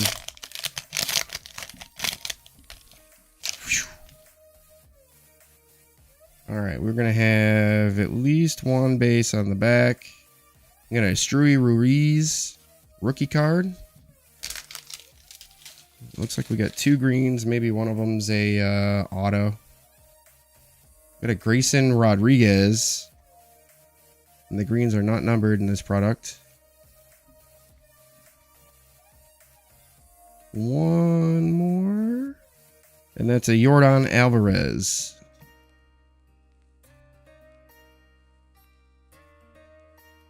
These white cards are getting really washed out in here. We got a Paul Goldschmidt, Anthony Rizzo, and I think behind this might be just a Luis Robert. And here's our auto for the Mariners. So the hat looks good-ish so far. It's out of 249. Got a George Kirby. So I took that hit for you guys. I left the good one in the break. George Kirby, not too terrible, but you'd rather not get a pitcher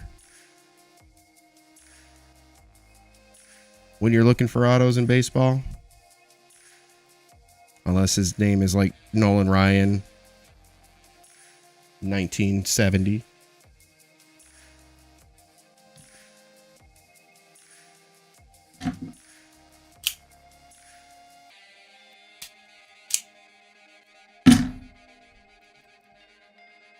All right, what I'm going to do is I'm going to update my spreadsheets on the orders that have come in. I don't think anything is sold out yet, but I'm going to do that. I'm probably going to put up a video, do a little halftime break here.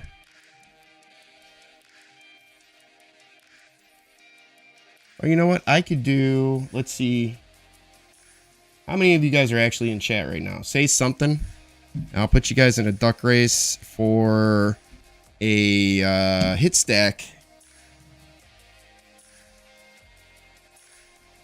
Just to say thanks for hanging out with me. Multitasking what you're currently watching, which is probably the game, maybe some Call of Duty, other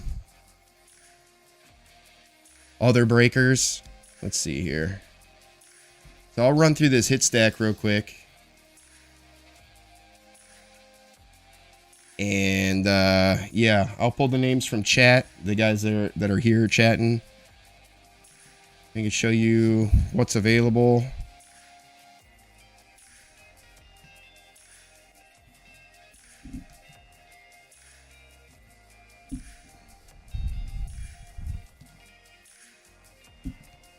Kevin Parada, Xander Ivic, an auto of Jesse Winker, Keyshawn Wright, got a Kobe Brown, Stewie Ruiz, there's a Bobby Witt rookie, there's a draft picks of Jalen Wilson. These are either, all of them are numbered, I think, or are special inserts. There's a DJ LeMahieu, Carlos, Caleb Houston, there's a white sparkle of Cameron Latou. There's a Julio Rodriguez. Tyler Glasnow. Out of 400, Paul Goldschmidt, game-used bat. Jelani Woods, rookie. There's a Zach Randolph. Jalen Duran to 199. There's a Brandon Maea. First Bowman to 50, I think. Joe Morgan for the Reds. Big red machine. Oswald Peraza, Nick Forte. Michael Plummer, Sam Hilliard, Steph Curry. There's a Kenny Pickett, Aaron Judge, Kyle Stowers on the Prestige. There's a Treylon Burks, Bird, Brooks, Brock Purdy, Yazir, Shaden Sharp auto. Manny Machado, Elo Jimenez, the Danny Smith or a Dennis Smith. That's, I think, the first off the line to 8. DeAndre Swift. So, I mean, we've got some good stuff in here. So, I'll throw your names into a duck race. I'll go take a quick break.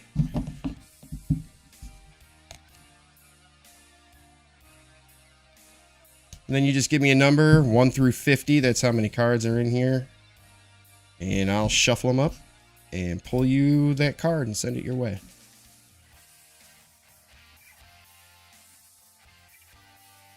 Yeah, as far as hit stacks go, I think it's a good looking hit stack. It's stuff, I put it together with stuff that I would want.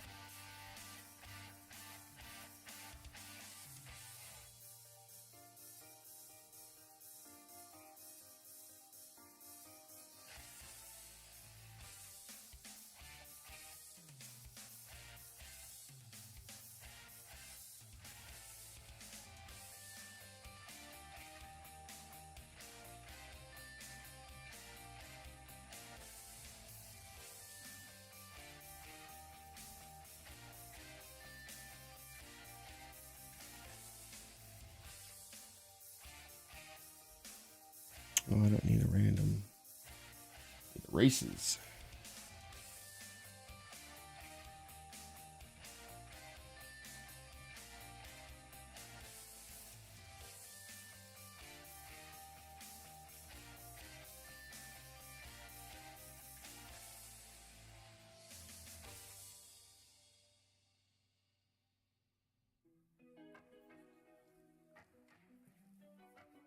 It's on random.org.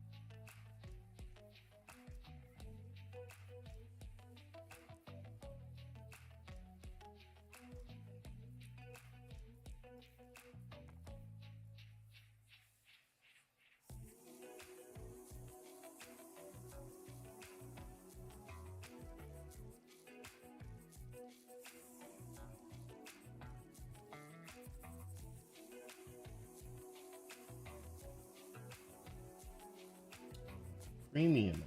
Okay.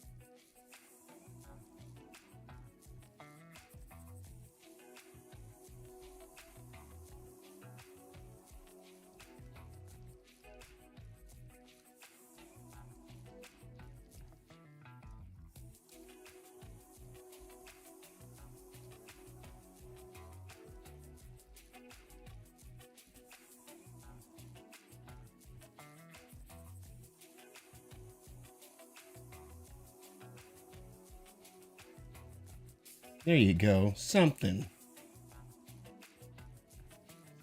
Pop that out.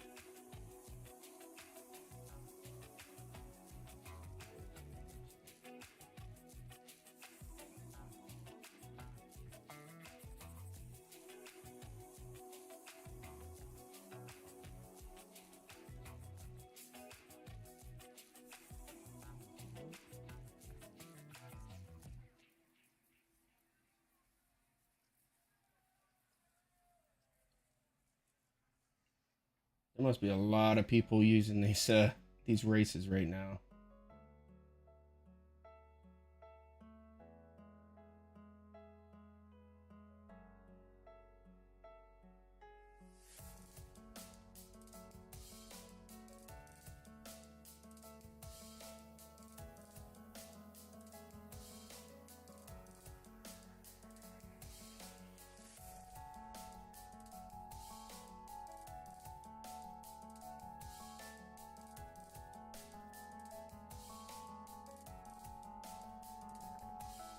Yeah, this is gonna be a dinner break. A little bit here for me. What is it? 10 now.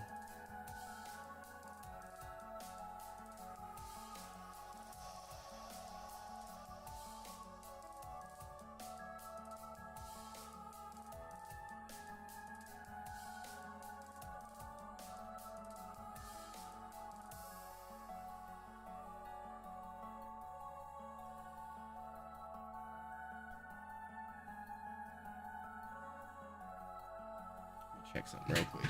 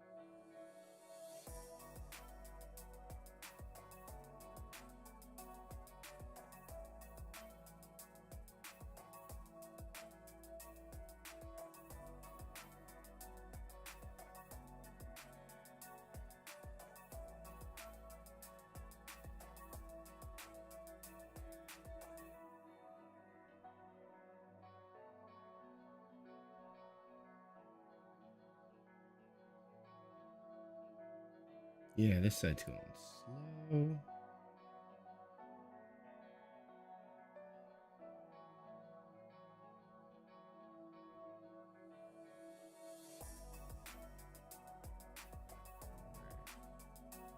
What's up for you?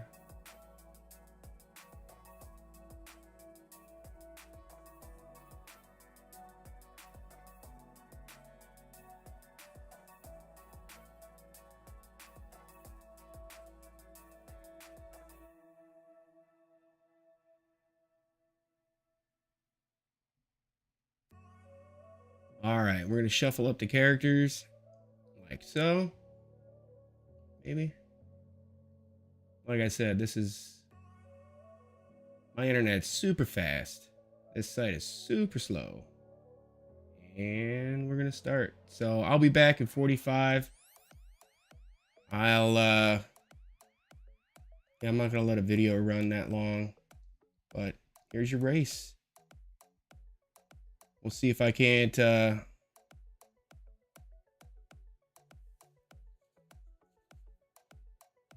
get some more traction on a few of these breaks tonight, the cheaper ones at least. I appreciate y'all.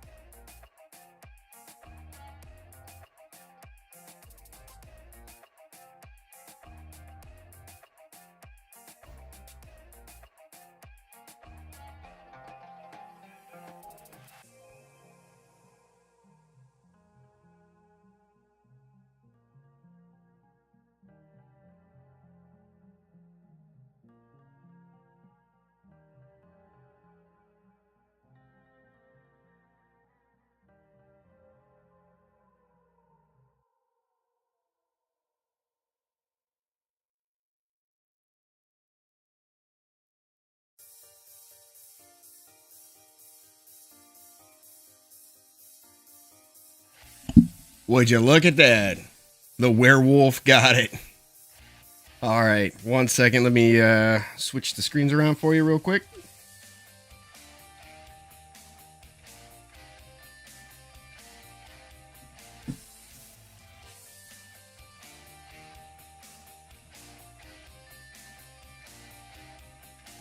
Congratulations, Mr. Elephant. There you go.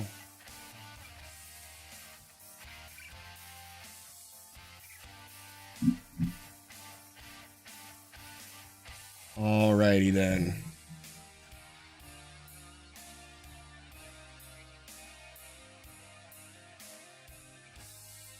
Elephant, if you're here. Dead demon, dead gorilla chupacabra. That's exactly what that is. Nailed it. Yeah, buddy. Give me a number 1 through 50, and I'll count out your cards. And the number I land on, the number that you give me, will be your card, sir. And I have your address, right? I've sent you something before.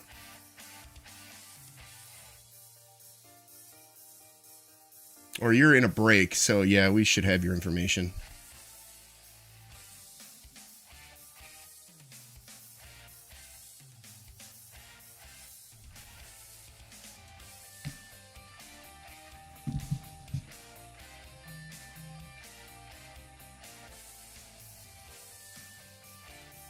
Shuffling 50 top-loaded cards is not as easy as one may think.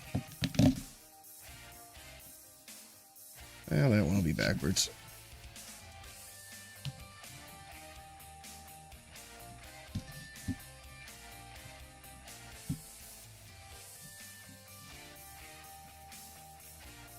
All right.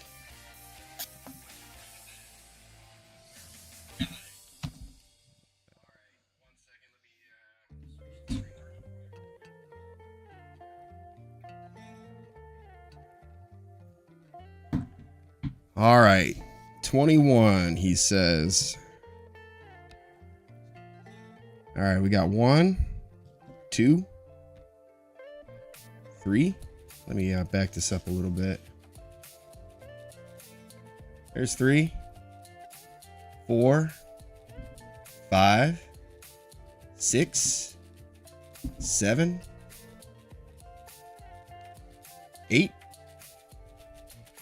9, 10, 11, 12, 13, 14, 15, 16, 17, 18, 19, 20, and 21. You, sir, got a Mookie Betts numbered, looks like 10 out of 299 from Topps Chrome. I think it's update. Or Topps Chrome. There you go, sir. Congratulations. That's not a damn bad card to get right there.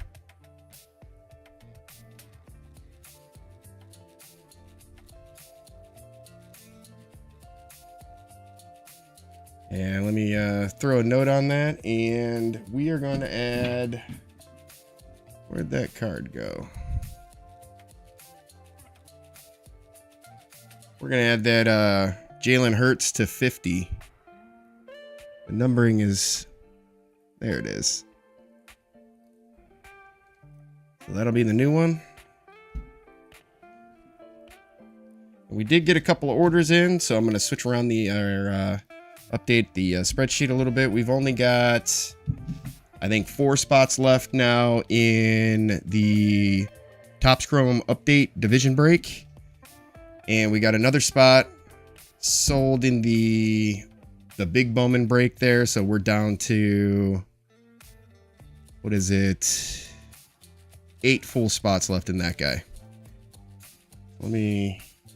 It's the elephant.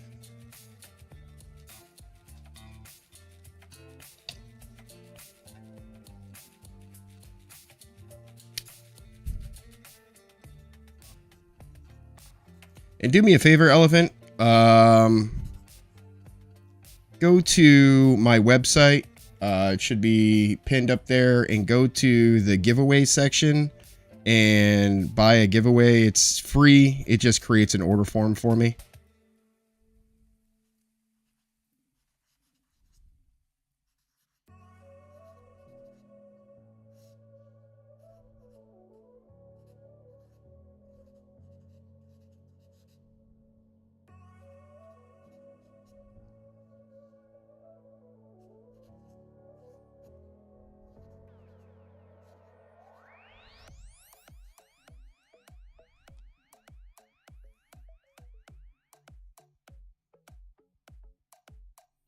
All right, AJ. We'll see you, bud. Thanks.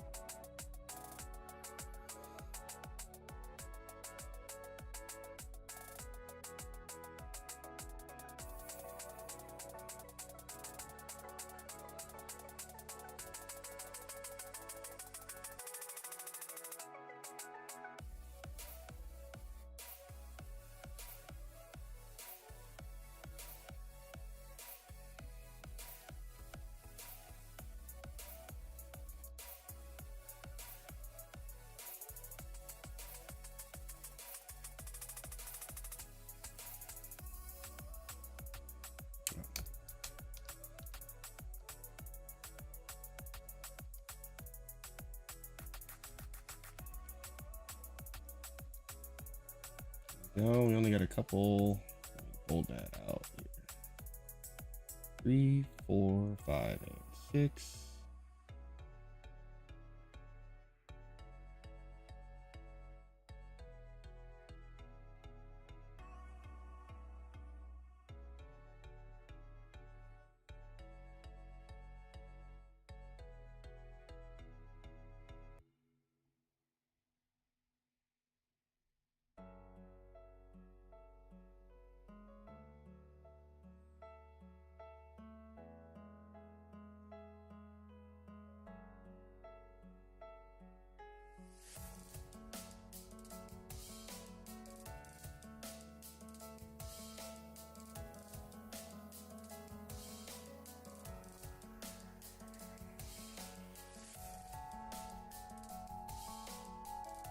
I'm just updating the web sheets, spreadsheets real quick.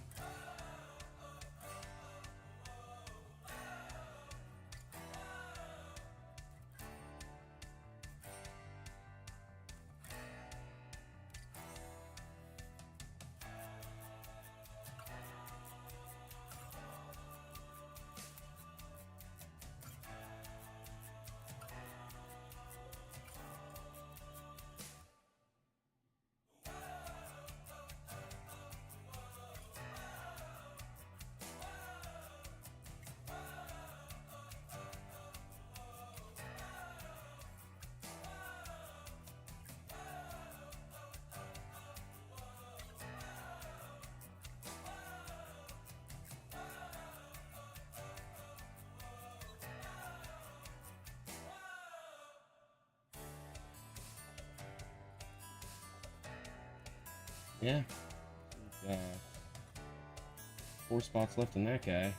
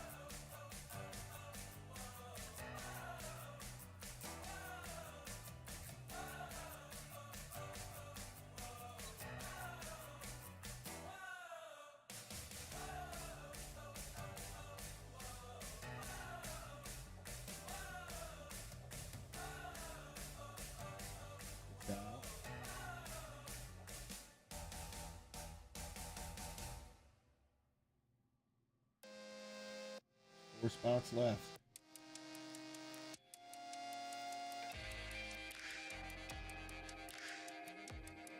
And 7 spots left. 8 spots left.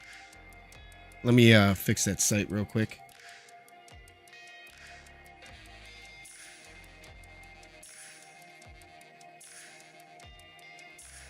What's it telling you there, Elfonte? You just getting an error code?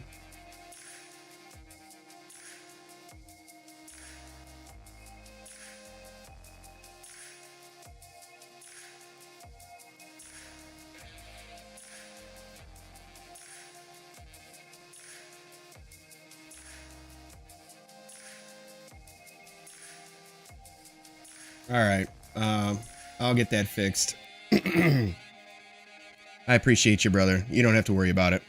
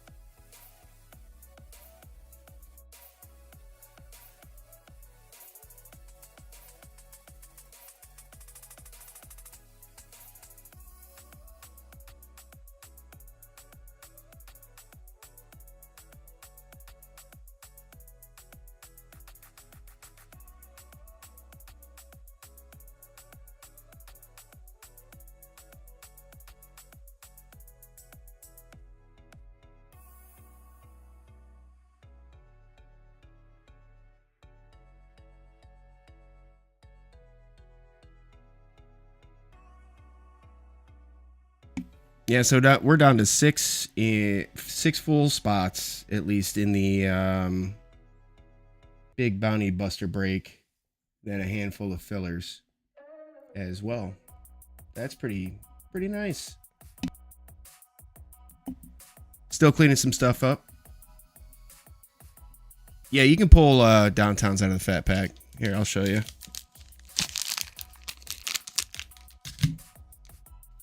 You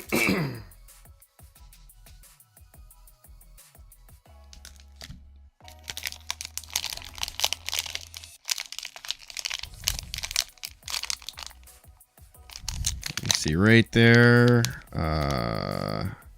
You got white hot rookies. Let's see if there's the downtown right there. I can get it to there you go. Focused up. So yeah, it's the last thing they well, optic rated rookies is the last thing they mentioned. But yeah, you can get the downtowns for sure. 100%. And does it say it on the pack anywhere? You would think they put it right on the pack, like in big letters, but no, it's you definitely can get the downtowns.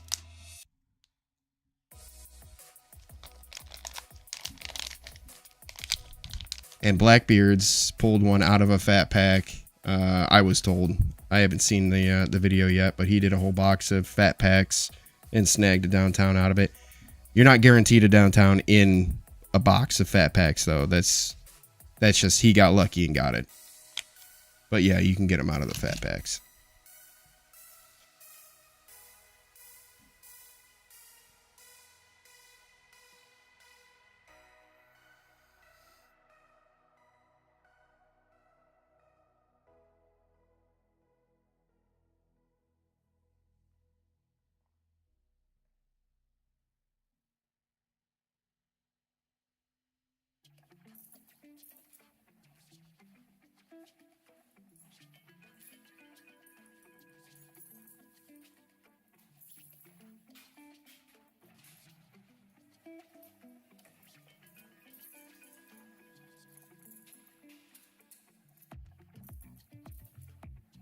I have two left. And let me check the store just to make sure that the numbers are correct in the store real quick, too.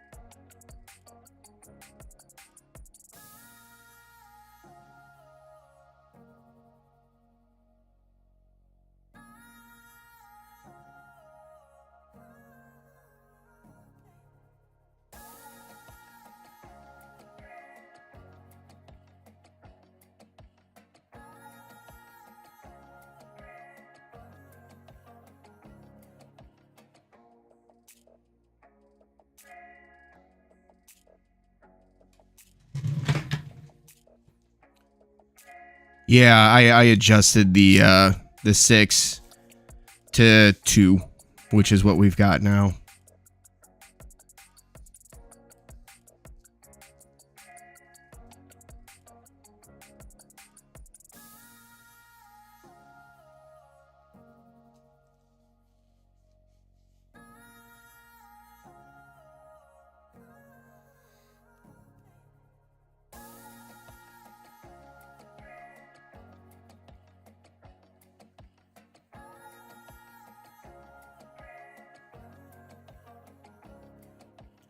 Got those two. We've got the Prism Personals as well. I know those are expensive. But if anybody hasn't gotten lucky and at Walmart or Target, we have them available.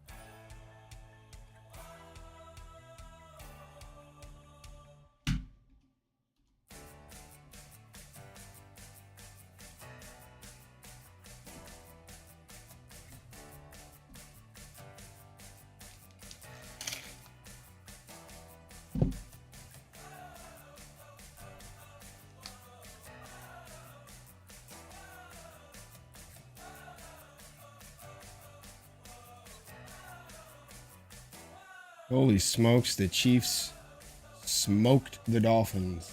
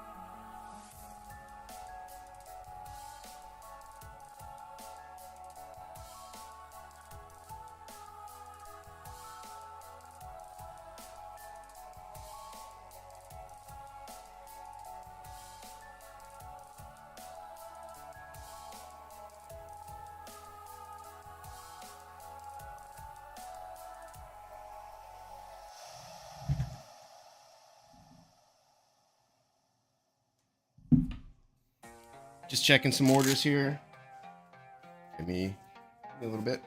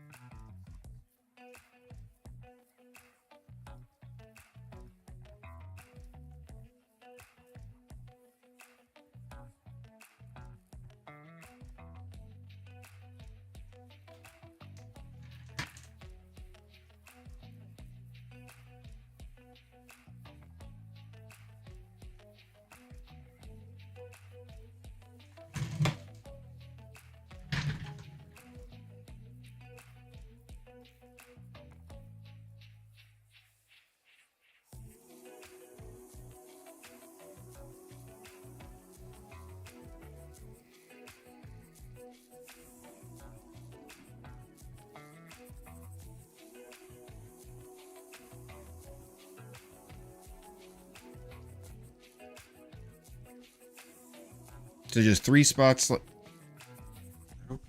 Yeah, just 3 spots left in the division break now.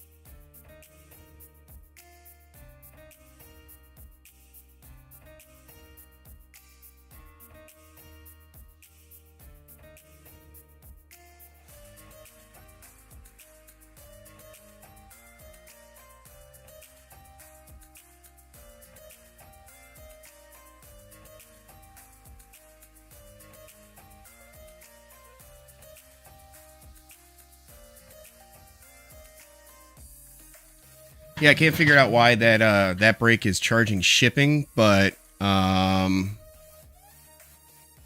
we're gonna refund the shipping on that. The Topps Chrome update. It shouldn't be charging it, and I don't know why it is right now.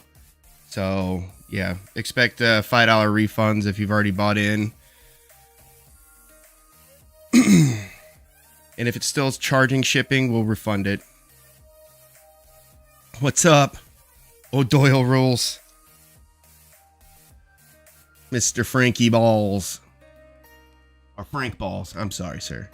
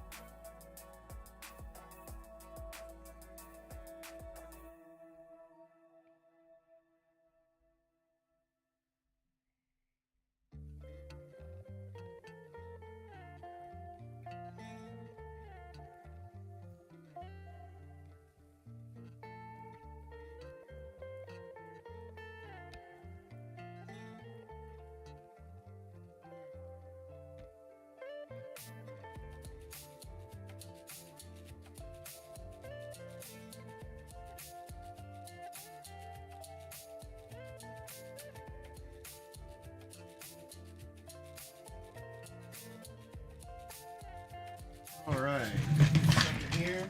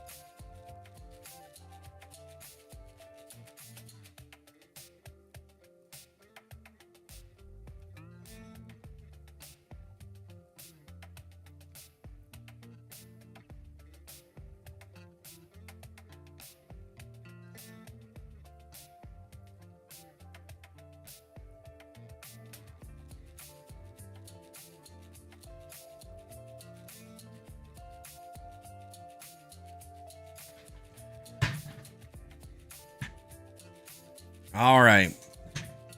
Our second to the last fat pack is sold. Mr. Brown's Nation. You got one left or the other one on the right? What would you like, sir?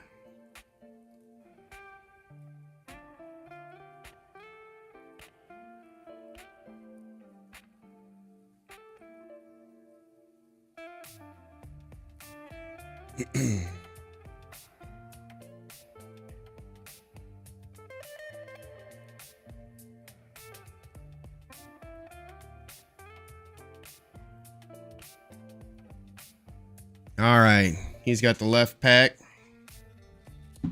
which means righty. He's the lone survivor of that box.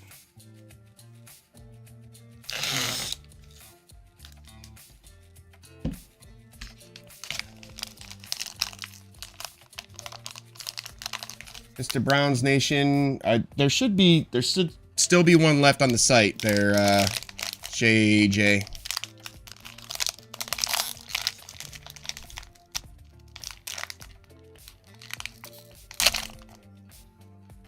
Roger that, brother.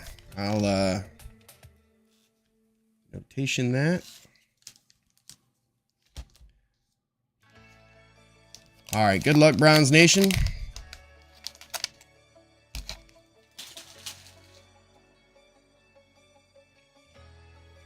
Take a quick peekaboo. I don't know. All right, we got a Chris Jones here. Travis Swifty Swift, Jalen Rager, Quay Walker, Shaq Leonard, Jake Ferguson, Mr. Jason Kelsey, Alan Lazard, Lamar Jackson, Garrett Wilson, Cooper Kupp, Ryan Tannehill, Deshaun Watson. There you go. I'll sleeve that up for Browns Nation. Trey Lance. And then Cedric Wilson. Noah Fant. Keenan Allen. Bobby Wagner. Tyson Campbell. Vita Vey. Jerry Jeudy. Cameron Jordan. And your rated rookies are Felix and Aduke Uzuma. Zay Flowers. That's a good one to get. And so is Devin A-Chain, even though they just got knocked out off the playoffs by the Chiefs. We got a backwards card here. What do we got? Mike Evans for the Dominators. Not too shabby. And then we got a KJ Olsen on the press proof blue. A Kayvon Thibodeau. Geno Smith, and your rated rookie, Anthony Richardson. That's a nice card. Press proof blue, Anthony Richardson. Yeah, it's a top loader.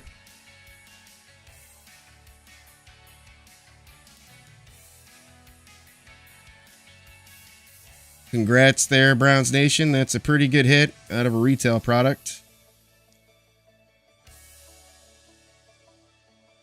Come on now.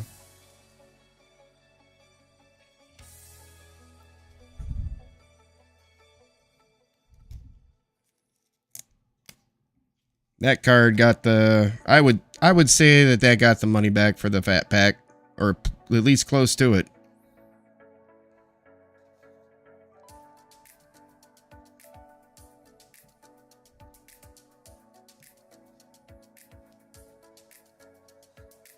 Okay, finish sleeving these up for you.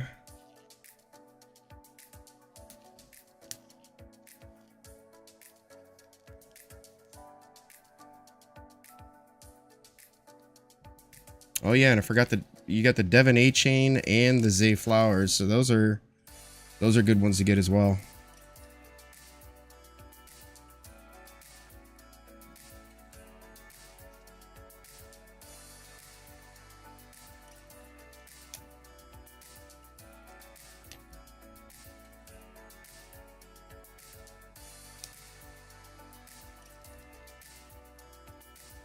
There you go, Browns Nation.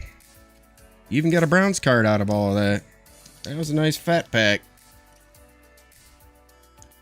Did it charge you shipping for that too? I think. Yeah, I have to go over it with our finance manager, but I don't think we were supposed to charge shipping on these. I'll check though.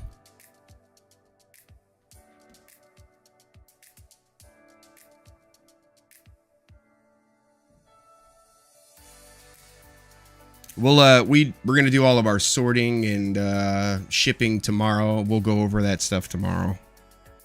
We usually ship out on Monday mornings, but it's a holiday, so it'll go out Tuesday morning for you guys.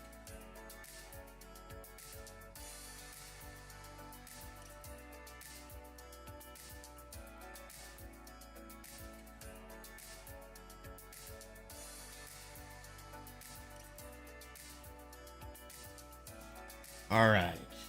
Check that order real quick.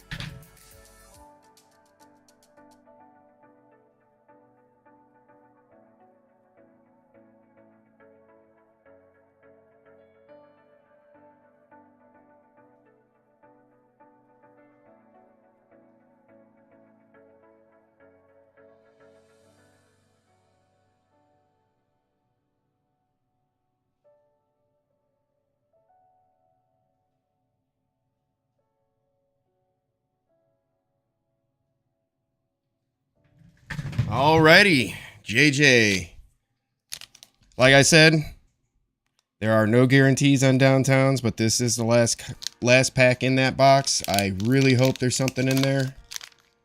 Good luck, my friend.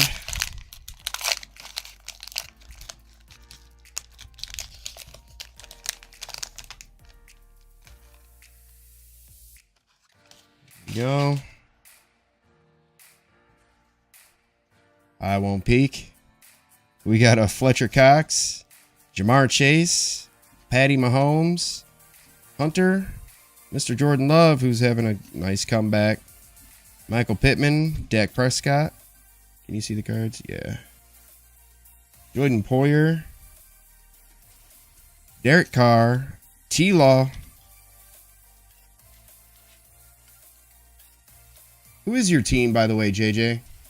Do you have a football team that you root for? Amon-Ra, St. Brown, Okoronkwo, Tyler Boyd, Cortland Sutton, Russell Gage, Josh Allen, Montez Sweat, Drew Tranquil, Jordan Brooks, Mike Williams. Got a Cole Kmet on the second year. And your rated rookies, we got Dontavian Wicks, Jackson Smith and Jigba, JSN, that's a good one to get. And Tank Bigsby, that's another really good one to get. And you got a bomb squad of Michael Mayer for the Raiders.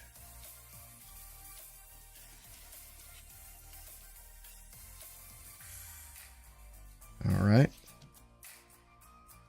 And your blue press proofs are Leighton Vander Esch, Hunter Renfrow, Tim Patrick, and damn, that's another good blue press proof, Jordan Addison. And this is your Kid Reporter on the back. But that's a nice one. So, unfortunately, no downtowns. I'm going to pick up another box of those. They seem fun for the crew. We'll have those back on next weekend.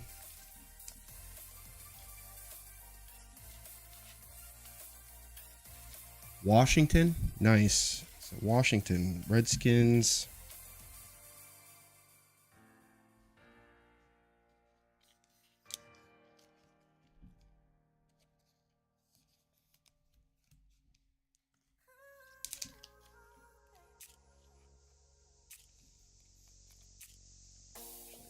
That guy's gonna go in the top load.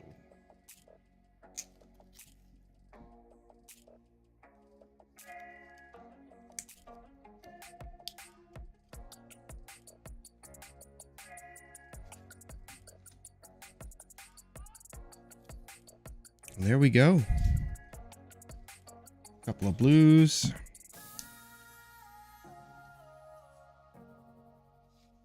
Thank you, Browns Nation, JJ.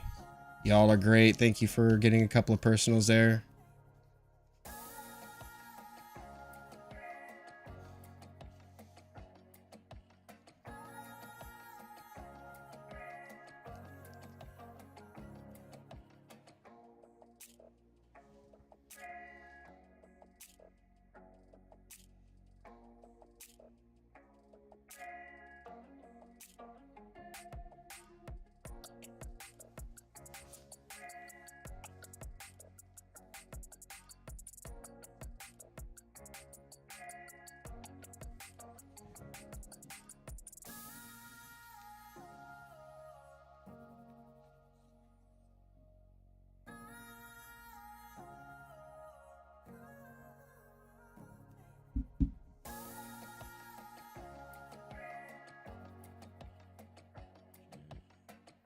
Ooh.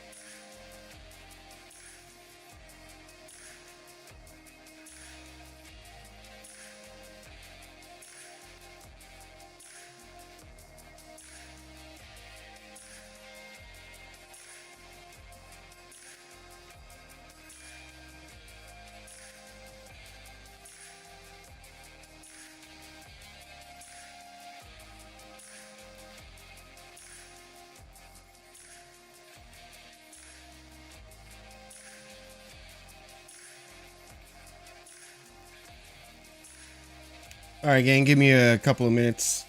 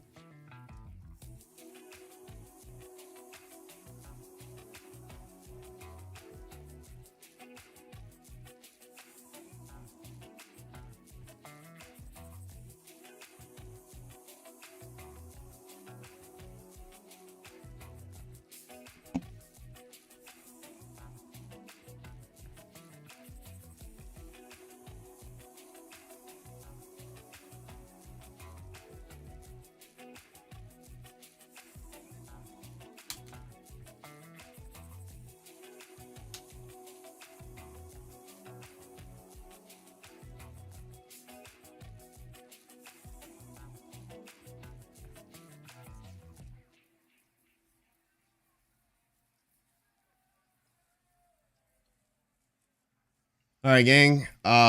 Looks like not getting too many orders back in. That Topps Chrome break is definitely going to go on Friday. There's no doubt about that. But for you guys hanging out, I'm going to do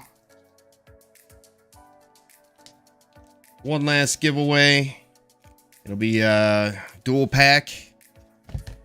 A 2021 Chronicles value pack and Baby AB Pokemon. So if you're here, say something real quick. I'll get you into a random, or I'll get you into a duck race or something like that. Let me see if the races are still up. Yeah. We'll do an alien race for you.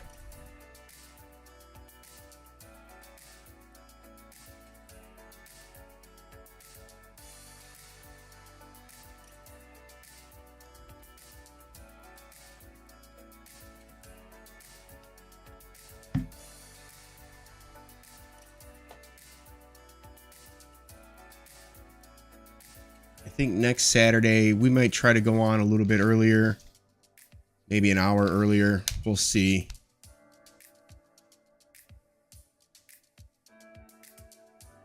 What up, M. Calkins? AJ, a true trooper, JJ.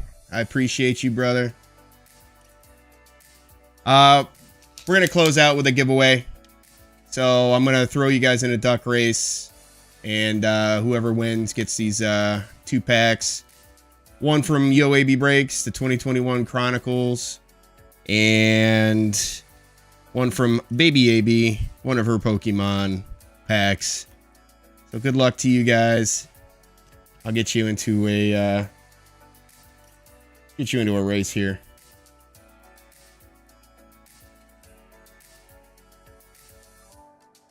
Are you guys hearing some odd feedback? Is that what you're saying, AJ?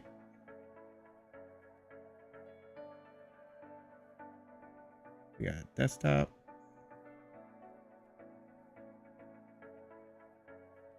Mic.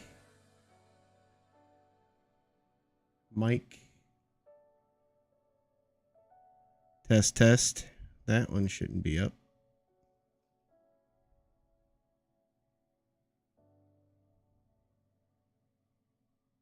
All right, there should be only 2 audio sources. We got desktop and me.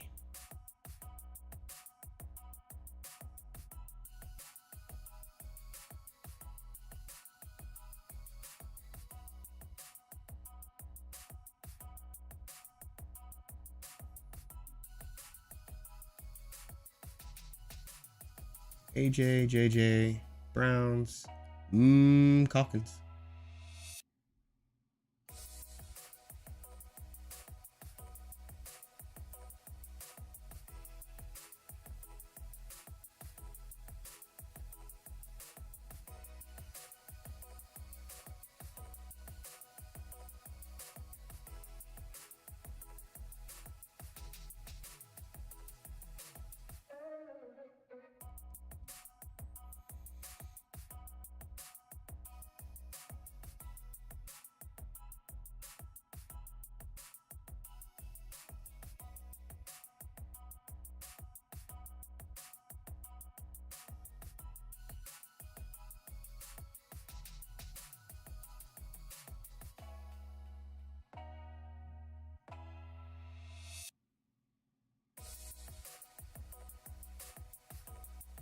Oh, gotcha. All right, let's see here. It's still going? Yes, sir. All right, we're going to do a 32-second race here. Turn off the music.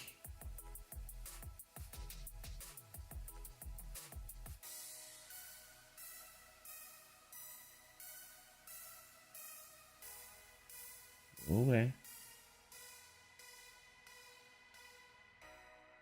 Kill the sound effects. Shuffle. And we're off. Y'all look adorable. Look at you go.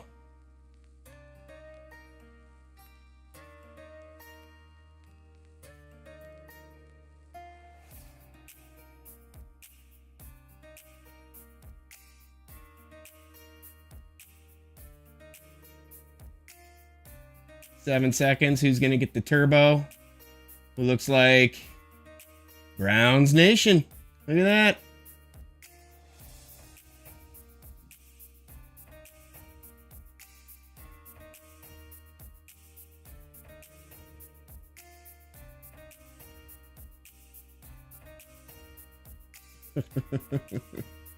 Congrats, Browns Nation. I'll add this to your fat packs.